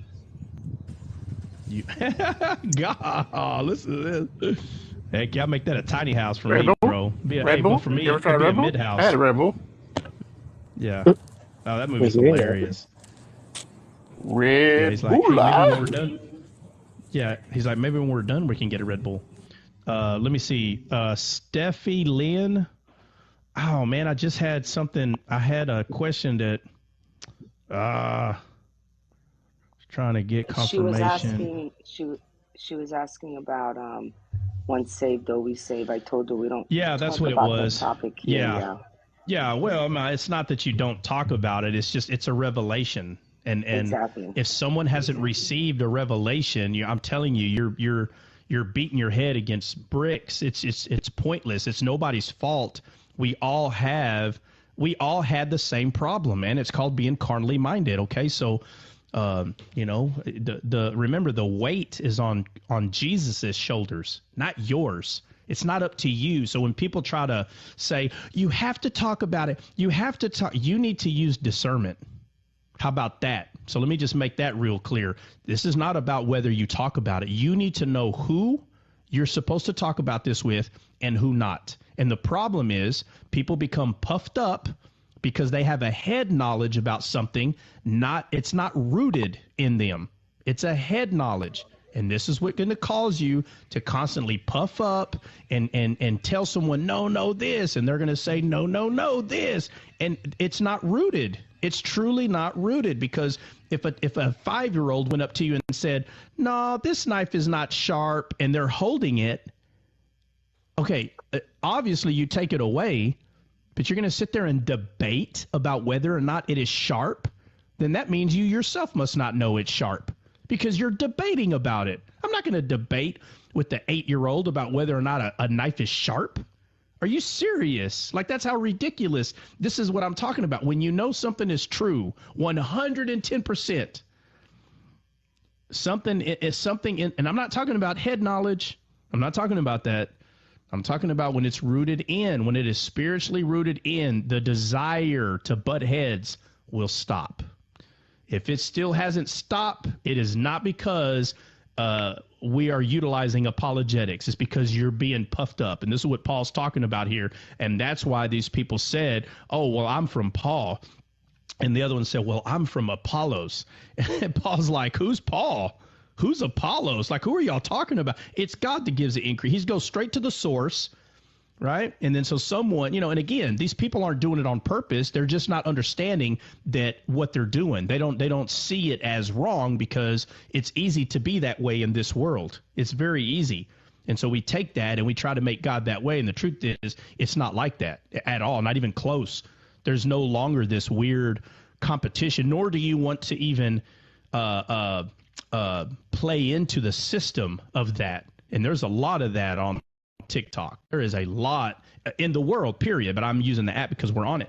But there's a lot of that in TikTok where I've even heard someone say, and I'm telling you, I only go to about 50% or maybe 30% of certain lives, and I'm only there for a few minutes and I leave. And it's because there are people that are like, well, Trot said. And I'm like, oh, my Lord. So here we go again with Apollos and Paul. And so, the person they get puffed up and they're like, well, that person. And before you know it, you got people battling, fighting it out because they don't have anything 100% rooted in them yet. They're just spilling the beans on mysteries that are in the word, which is exactly what Paul's talking about. He even uses the word mystery there. So, and, it's just, what's the, hey, Dre, read the first verse to what you were reading, the very first verse. I think it's in the first verse. I got you. Let a man so account of us as of the ministers of Christ and stewards of the mysteries of God. Yeah, right there. Stewards of the mysteries of God. Now, why is it called a mystery? And why is he calling stewards of that? He explains it in there, Because but it's very important. It's a Yeah, revelation. because that he gives Yeah, to us, it and we're not is. just to throw it to anyone. We have to be a good Right. steward of the revelation he's giving Yes, us, you have because to not be a good everyone has steward. the ears to hear what the Lord has Okay, to say right. to his sheep. Right. So, yes. So, for example, let's just say person A has a revelation and they know it's true. Okay. And let's say person B is telling you that what you're saying is not true. I'm telling you right now, you become a fool as soon as you start arguing with that other person. So you both become fools. One is a fool because they don't see it, and then you become a fool because you think that there's a certain way it needs to be said, and you're becoming a fool. I'm sitting there telling you, I've been saying this for years. I'm sitting there telling you it's a biblical truth. I'm not talking about apologetics. Apologetics can be used in many ways, but if you're not using discernment, you're a fool. Because apologetics should be when someone doesn't understand, they don't understand your viewpoint. But if you know for sure that the person is, the confusion is not that they don't understand, they don't care. Don't you understand? They don't care. They're only trying to convert you. You should be able to discern that. And you think, no, the word's going to bring them alive. No, if that's it, no, it's not. It brings alive those that are ready to hear, those that are ready to see, not someone that doesn't want to hear and doesn't want to see. Can God do miracles? Absolutely. But to say that discernment doesn't matter, that it doesn't matter if the person wants to hear it or not. No. Now we're getting into something that's not true. No, I'm telling you, you become a fool. I'm sitting there telling you, we are supposed to be good stewards of the mystery of God. That means when Jesus says, I know my sheep and my sheep know my voice, that means that person is talking, regardless if they're talking, like right now, there's 42 people in here. So let's say there's 42 people in this room, and let's say there's only 5 that can hear or 5 that can see. Does that mean I need to stop talking because there's 30 people or 30 something people that can't see and can't hear? Maybe they're just here just to debate. That's what they're here for. Maybe they're trying to write up an argument. One day I'm going to be on there with Trot. I'm going to show him how he's wrong about everything. I'm not talking to him. But you can't stop people from being in the crowd. That's why Paul talked about the thorn in his flesh, that everywhere he went, Satan was there causing issues. Everywhere Jesus went, the scribe and the Pharisees were there. And same it's going to be for anyone that is speaking the truth when it comes to who is God and what is God. It's the same thing. It's going to happen. The enemy will always be there to try to get you to be quiet. But you become a fool when someone is preaching what they're calling their religion and you show up there saying to yourself, oh, I'm bringing apologetics. Or you're just being a fool, you know. Now, the person may allow you to be their friend and eventually you may be able to minister. Yes, absolutely. But what Paul's talking about here is 100% being a good steward of the word. That's what he's talking about. And so we should do the same. If people don't want to hear it, you don't beat it into their head. You're being legalistic, you know. And also, that's why I say this so many times. There are topics that will, like me and Doug, you know, when me and Doug finally met, I'm not in person, but when we met, and I tell anyone this, I just said, hey, Doug, let's not talk about that, you know, because Doug loves, trust me, and I've went through there a little bit with him with some revelation, and there are some things that he does understand. I just can't say all of it because I haven't heard all of it. But I can say there are some things that Doug does understand that I've talked about many times on here, and he at least understands it, and that's all I need because he understands it. Anything further than that, it's irrelevant at the point because he at least understands a lot what we talk about on here. But I won't argue. anytime I meet, but anytime I meet somebody, I stay away from very specific topics because I have seen what it's done to relationships. It will destroy your relationship. You have to be honest with yourself. Is it worth destroying a relationship? Is it worth it? The answer is 100% no. The flesh always knows how to draw you in to this very and it happens to everybody. There ain't nobody in this world that this doesn't happen to. Everybody, man. You just have to get sick and tired of it. That's what it is. You have to say, you know what? I'm tired of this. I am tired of relationships being destroyed over arguments over the Bible. This is ridiculous. Amen. And Oh once my goodness. and once you get to So that much point, truth there. yeah, but once you get to that point, you will stop arguing about once saved, always saved, water baptism, Trinity, oneness, the book of Revelation, the book of Daniel, the book of Ezekiel. You will figure out, you know what? It ain't worth it. I want this person to be my friend. And you have to make a choice. And so if that person says, well, I heard you say something and I don't think that's right, you say, okay, well, let's just disagree about it and leave it alone. And you're like, well, yeah, but I haven't really talked to you about it. I don't care. I'm not going to talk about it. And the worldly view is, oh, well, you don't want to talk about it because you can't back it up. It's such a satanic viewpoint, man. It's such a that viewpoint is such a is so Satan. And you should be able to see that, like, man, Satan really wants us to disengage from one another. Well, guess what? I'm not allowing it. Nope. And I tell them straight to their face, hey, we're friends. Well, yeah, but I just want to, no, I know. I just want to stay friends, though. Sometimes they won't let it go, man. 2 months can go by. Hey, you know, man, you still ain't answered these questions. Do I have to answer your question? Well, no, but if we were friends, and they'll use the word friend to manipulate you. If we were friends, you would. You would. I said, okay, well, if we were friends, you'd let it go. I mean, you have to fight back and say, no, I'm not going to talk to you about it, because you should already be learning that for whatever I don't care what the reason is, you should be learning that, you know what, these topics cause division, and I refuse to be part of that. So I'm going to be part of what we agree on. And so when people say, no, these things got to be talked about, well, I'll tell you what, how's that working out? How's that working out for you? I'll tell you, there's a better way to do things. And if the way you're doing it's not working, you probably should try a different way.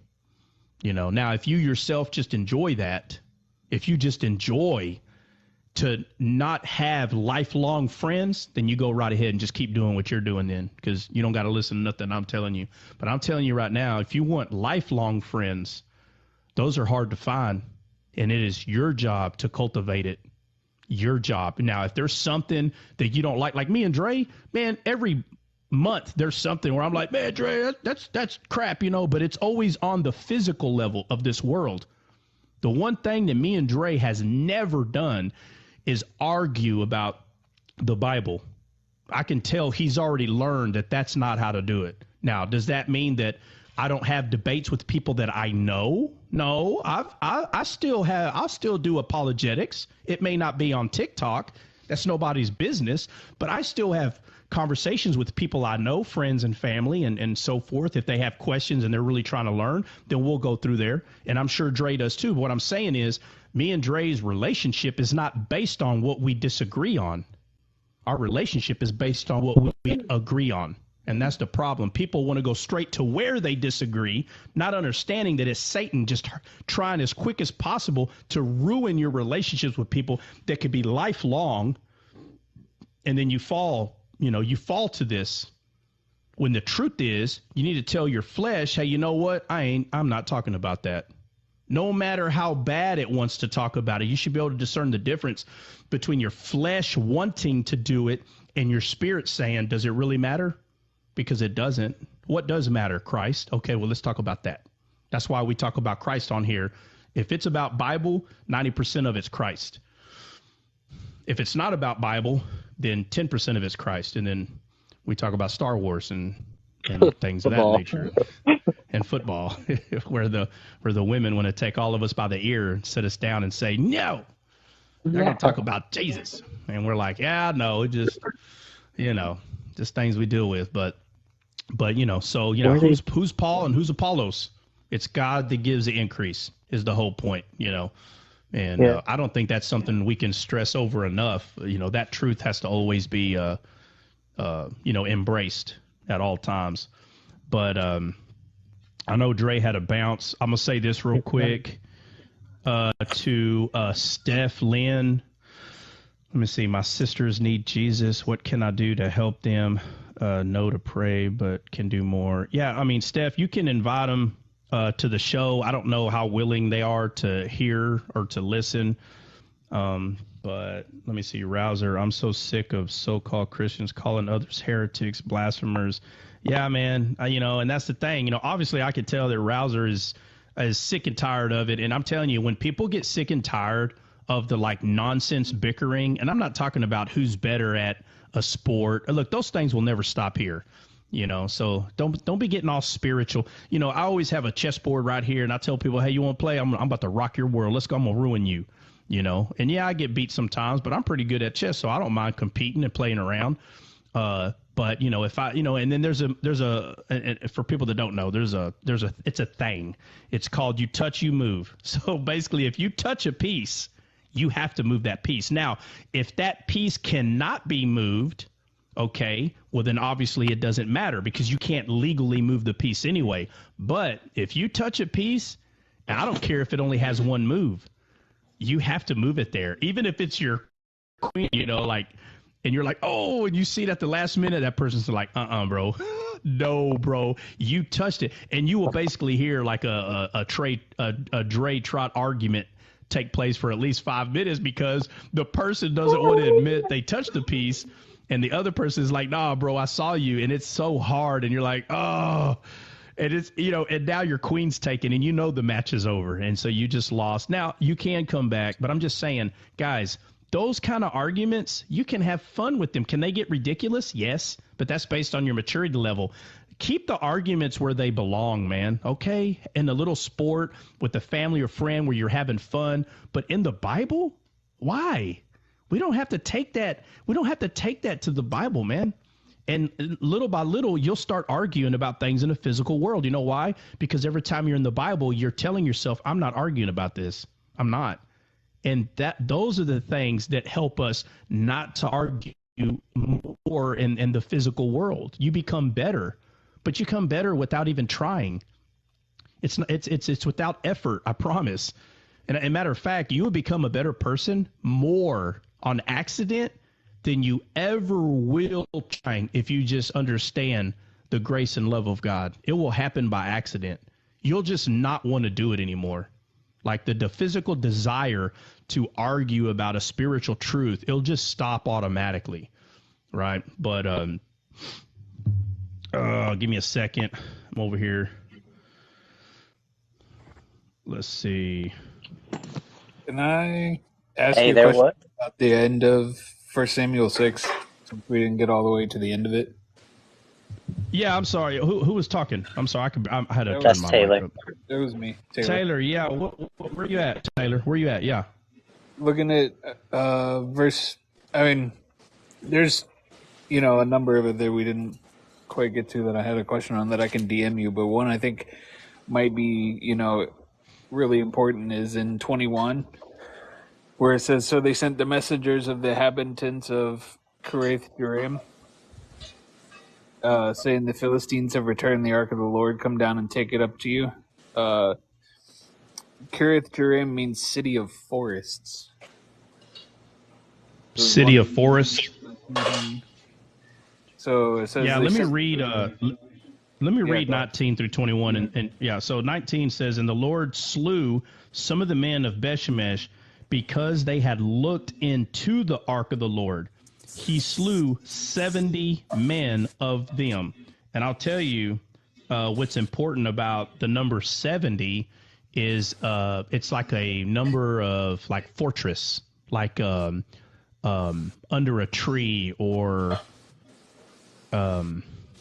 because 7 is perfection, but 70 is like God's habitation, if you will. That number 70, right? They rested amongst the 70 palm trees. And you see that word being used like as a fortress, like something that's protecting you or like a hedge. And so when it says, because they looked into the ark, he slew 70 men of them. And it says, and the people mourned because the Lord had made a great slaughter among them. And if you remember, no man was supposed to look inside the ark.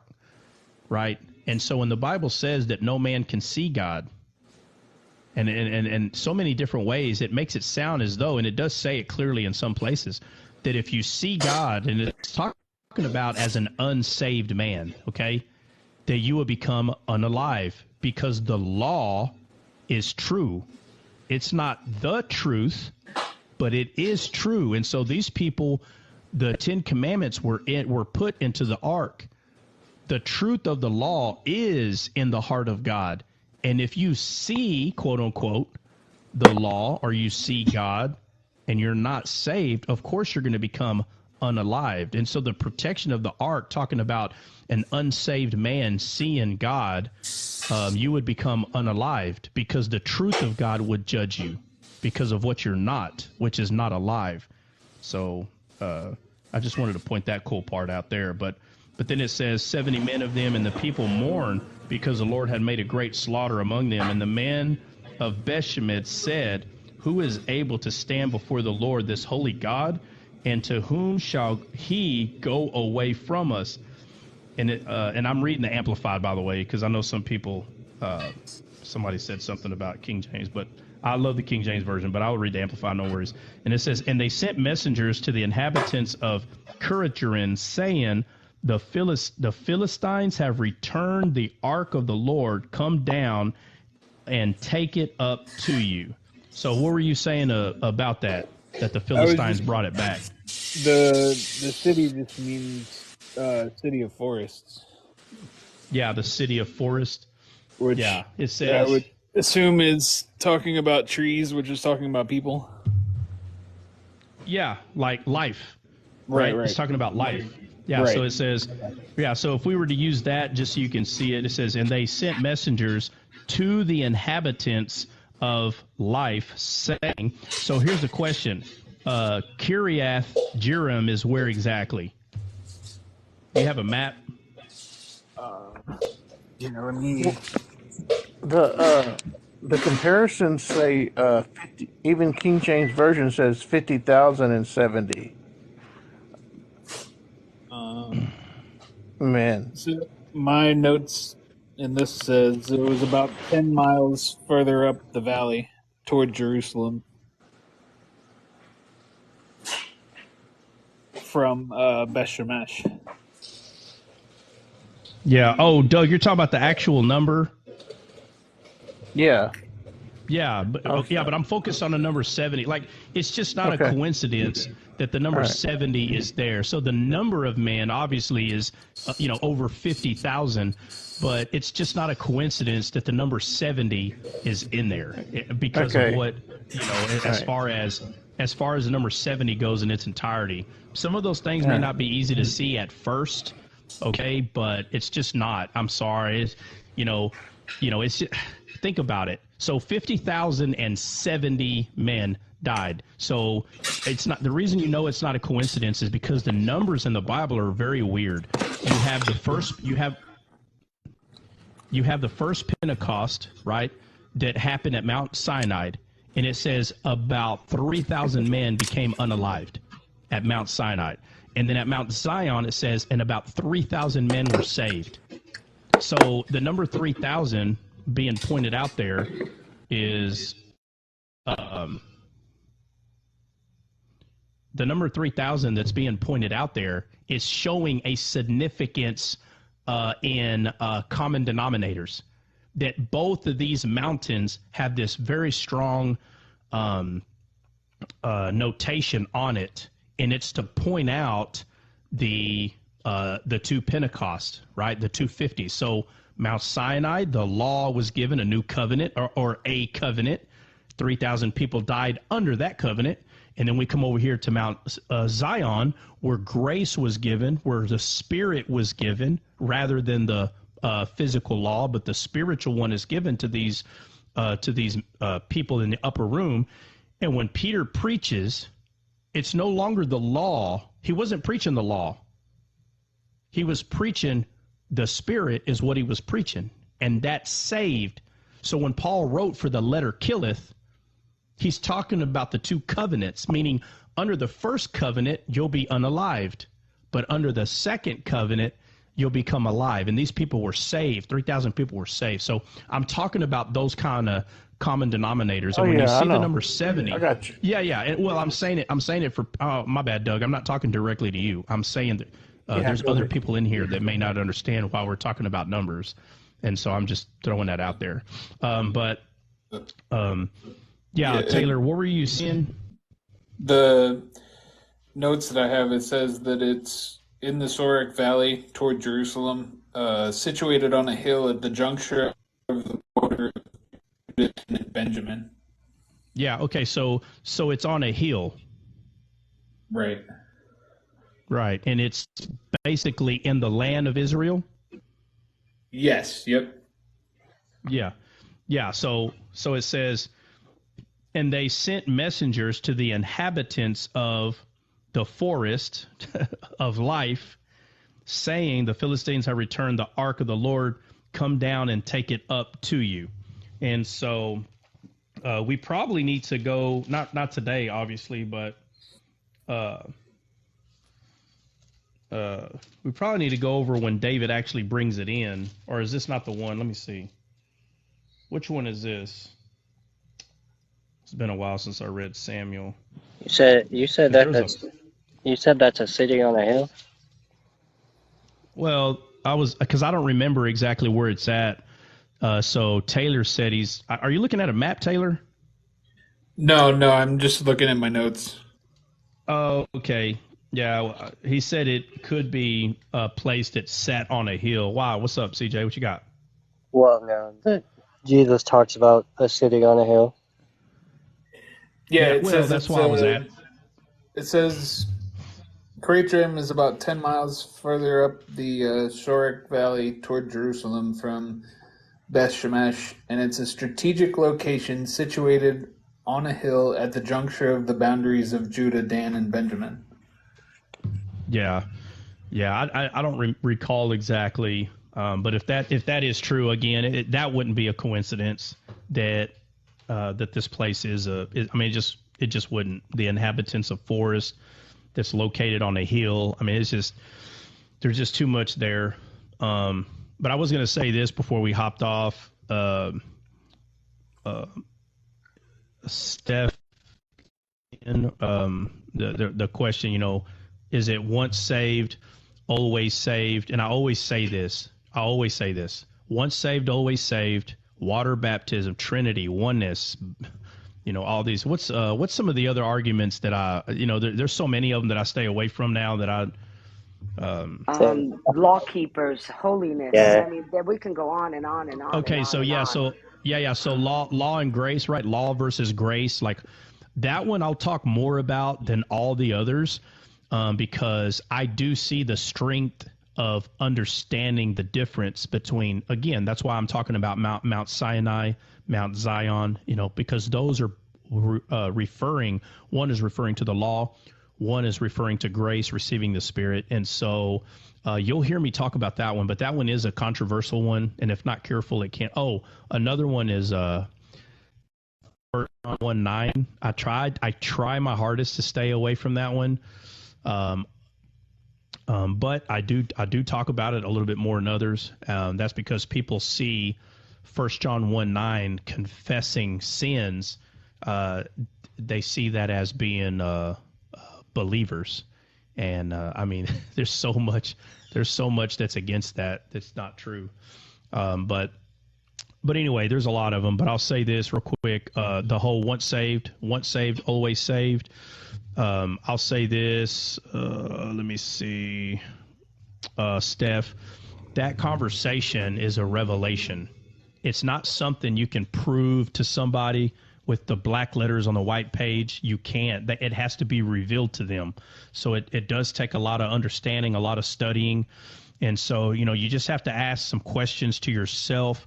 When you got saved, what part did you play? Right? It's just some things you just got to be honest with yourself about. How did I earn it? Was it given to me freely? These kind of questions. And from there, you have to start studying the Bible in depth, because it's an answer that you're looking for. And I'm telling you, getting the answer directly from a man is not the same as it being rooted. So there's nothing wrong with the question, but who you're asking is where the issue could be. So obviously, I do understand once saved, always saved tremendously.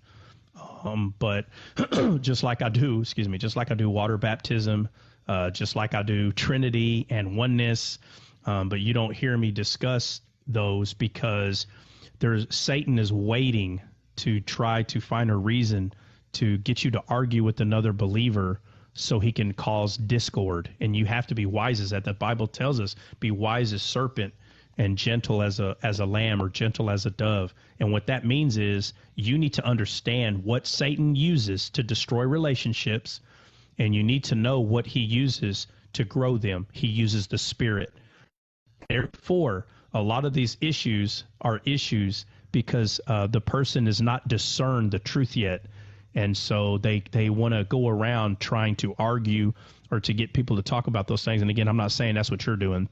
What I'm telling you is you need to go study this out for yourself, and you need to find out what is true. Am I the reason that I'm saved, or is God the reason that I'm saved? You know, am I good enough to be saved, or was he good enough? And I will tell you this, go to Paul and look at where he's talking about under one man's sin and death entered the world.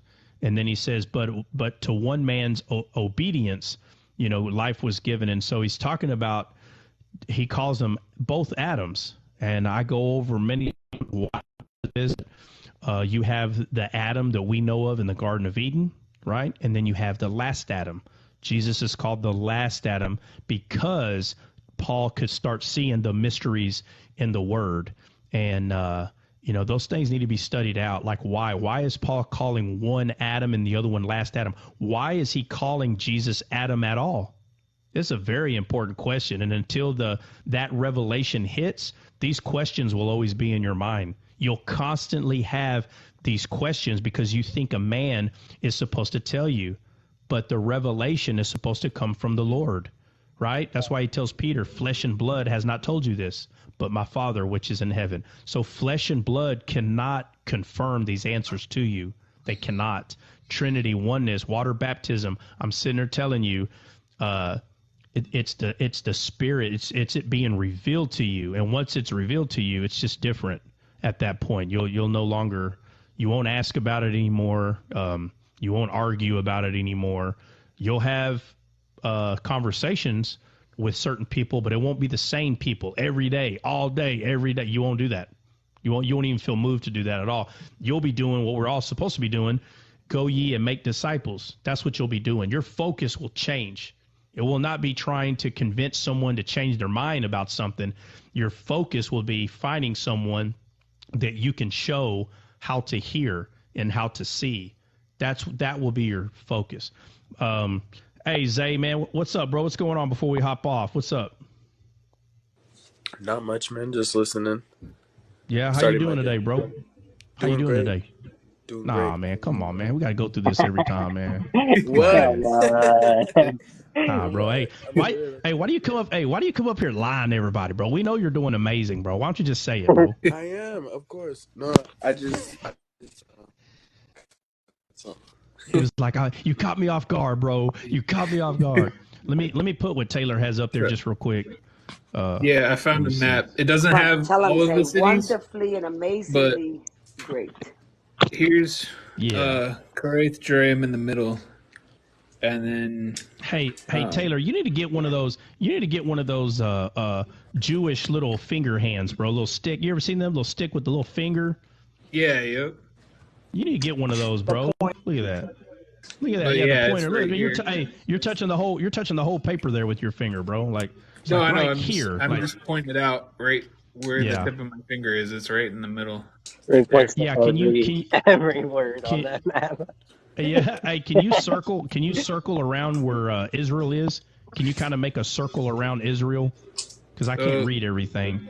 Jerusalem's over here. Bethlehem. Okay, I see. Beth Zur. Okay. Gilgal is over All right. here. Bethel is Okay, up I see. here. Right. All right. Okay, cool. Yeah, that's actually really cool. No, maps are fun, man. Yeah. Zay said Yeah, I was in this one- study mode. This one's got a bunch of different maps in it. I'll like. Yeah. Yeah, we definitely need to do that one day, man. We need to have a map day. It's so fun.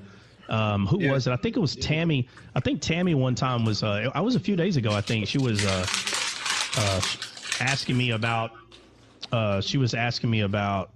certain, like where people were Moses and people actually were walking around.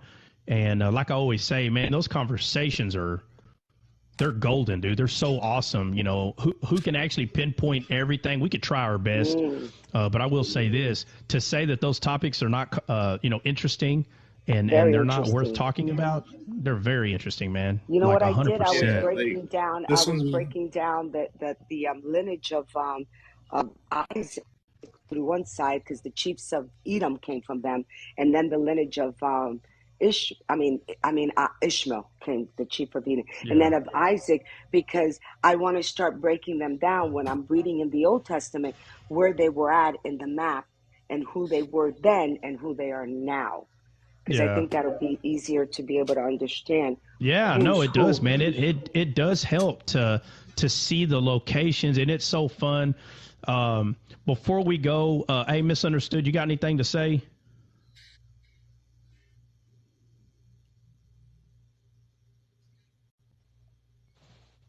Okay, I guess no. I walked away from the phone. Yeah, you can just put it in a well, we're going to go ahead and hop off. It's already 11, bro. I can't believe we stayed on this long, but it is what it is. So what? Real quick, sorry.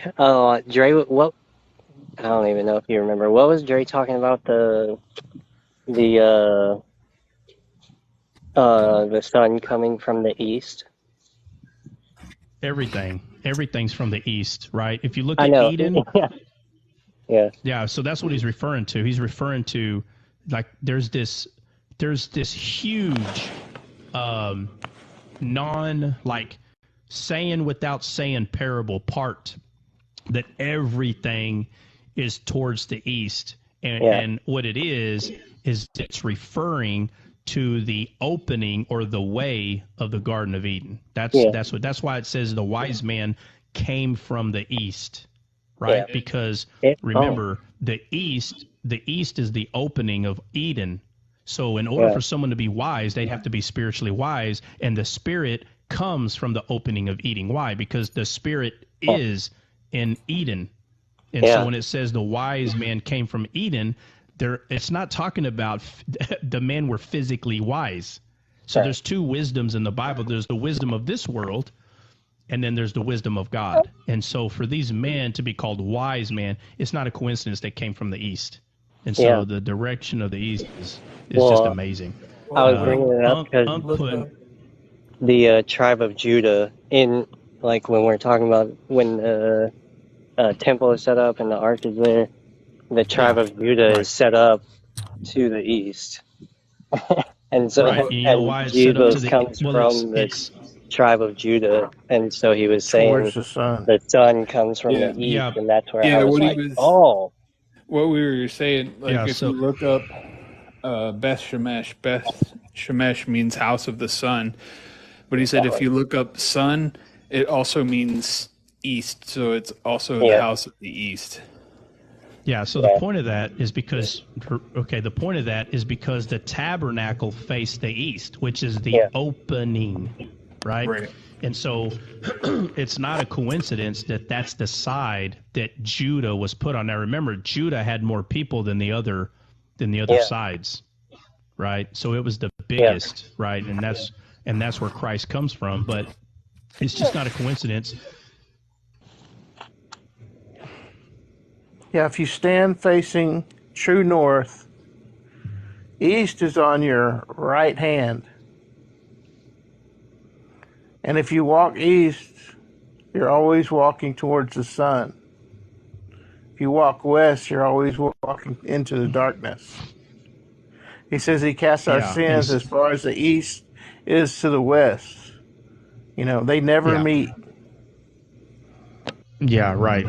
Yeah, and there's a lot that can be said about the way they set up their camp. I just wanted to point out that on the east of the tabernacle, was Moses, Aaron, and their sons. That was to the east. And then right after them was Judah, right? And it's just not a coincidence. And that's what Dre was bringing up, is those things that are not coincidences. They're there for those that have ears to hear and eyes to see, so you can understand what is this talking about. So the tabernacle itself is symbolically representing Eden, because that's where the entrance is. And that's why when you walk in to the entrance, you're in Eden, and then from there you're in the Holy of Holies, right? Which is the ark, which is God's heart, which is in Eden, because Eden is God's heart, the soil, right? And God lives in us because we are Eden. That's the tent. That's where the rod lives. That's where the tree of life is planted. That's where the last Adam, the gardener who was to tend to the garden, that's who's there. Jesus is the gardener. That's why he's called the last Adam, right? So anyway, that being said, guys, we got to bounce. Like always, it was awesome, and I'm sure the ladies that are in here have their fly swatters and their chocolatos to throw at us. Had a phone call. I feel like I missed something. Hold on a second. Hold on a second. Let me say something real quick. Steph Lynn said, I had a phone call. I feel like I missed something. Well, if you feel like you missed anything, you can always go up to the at Descaled Live on YouTube. And hold on a second. You can go to the at Descaled Live on YouTube, and all of our videos are uploaded there. So if you ever feel like you missed something, it'll be uploaded there. I think I did like 10 more yesterday. So there's almost 30 videos on there. So if you haven't subscribed to the YouTube channel, to be honest with you, I would, and I would probably hit that little bell. That way, when another video's uploaded, you'll know. And if you, let's just say you happen to be doing some sort of task where you need your hands or you have to be outside, man, you could just stick your earbud in there and just listen to it while you're doing that, whatever it is. And every time we do it, or every time I upload another video, CJ always hits me up. He's like, all right, we got another video up. And I know he's just in there. He's just in there diving in. What's the title of this one? I'm not going to, okay, the titles, guys, let me tell you, there's so many. I got about 10 or 15 more that have to be uploaded. And name this one Alice.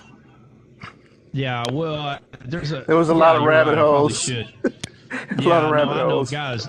The titles of them will obviously get better. Right now, I'm doing the best that I can. But I will tell you this: if there is something that we're talking about biblically, that for sure will be in there.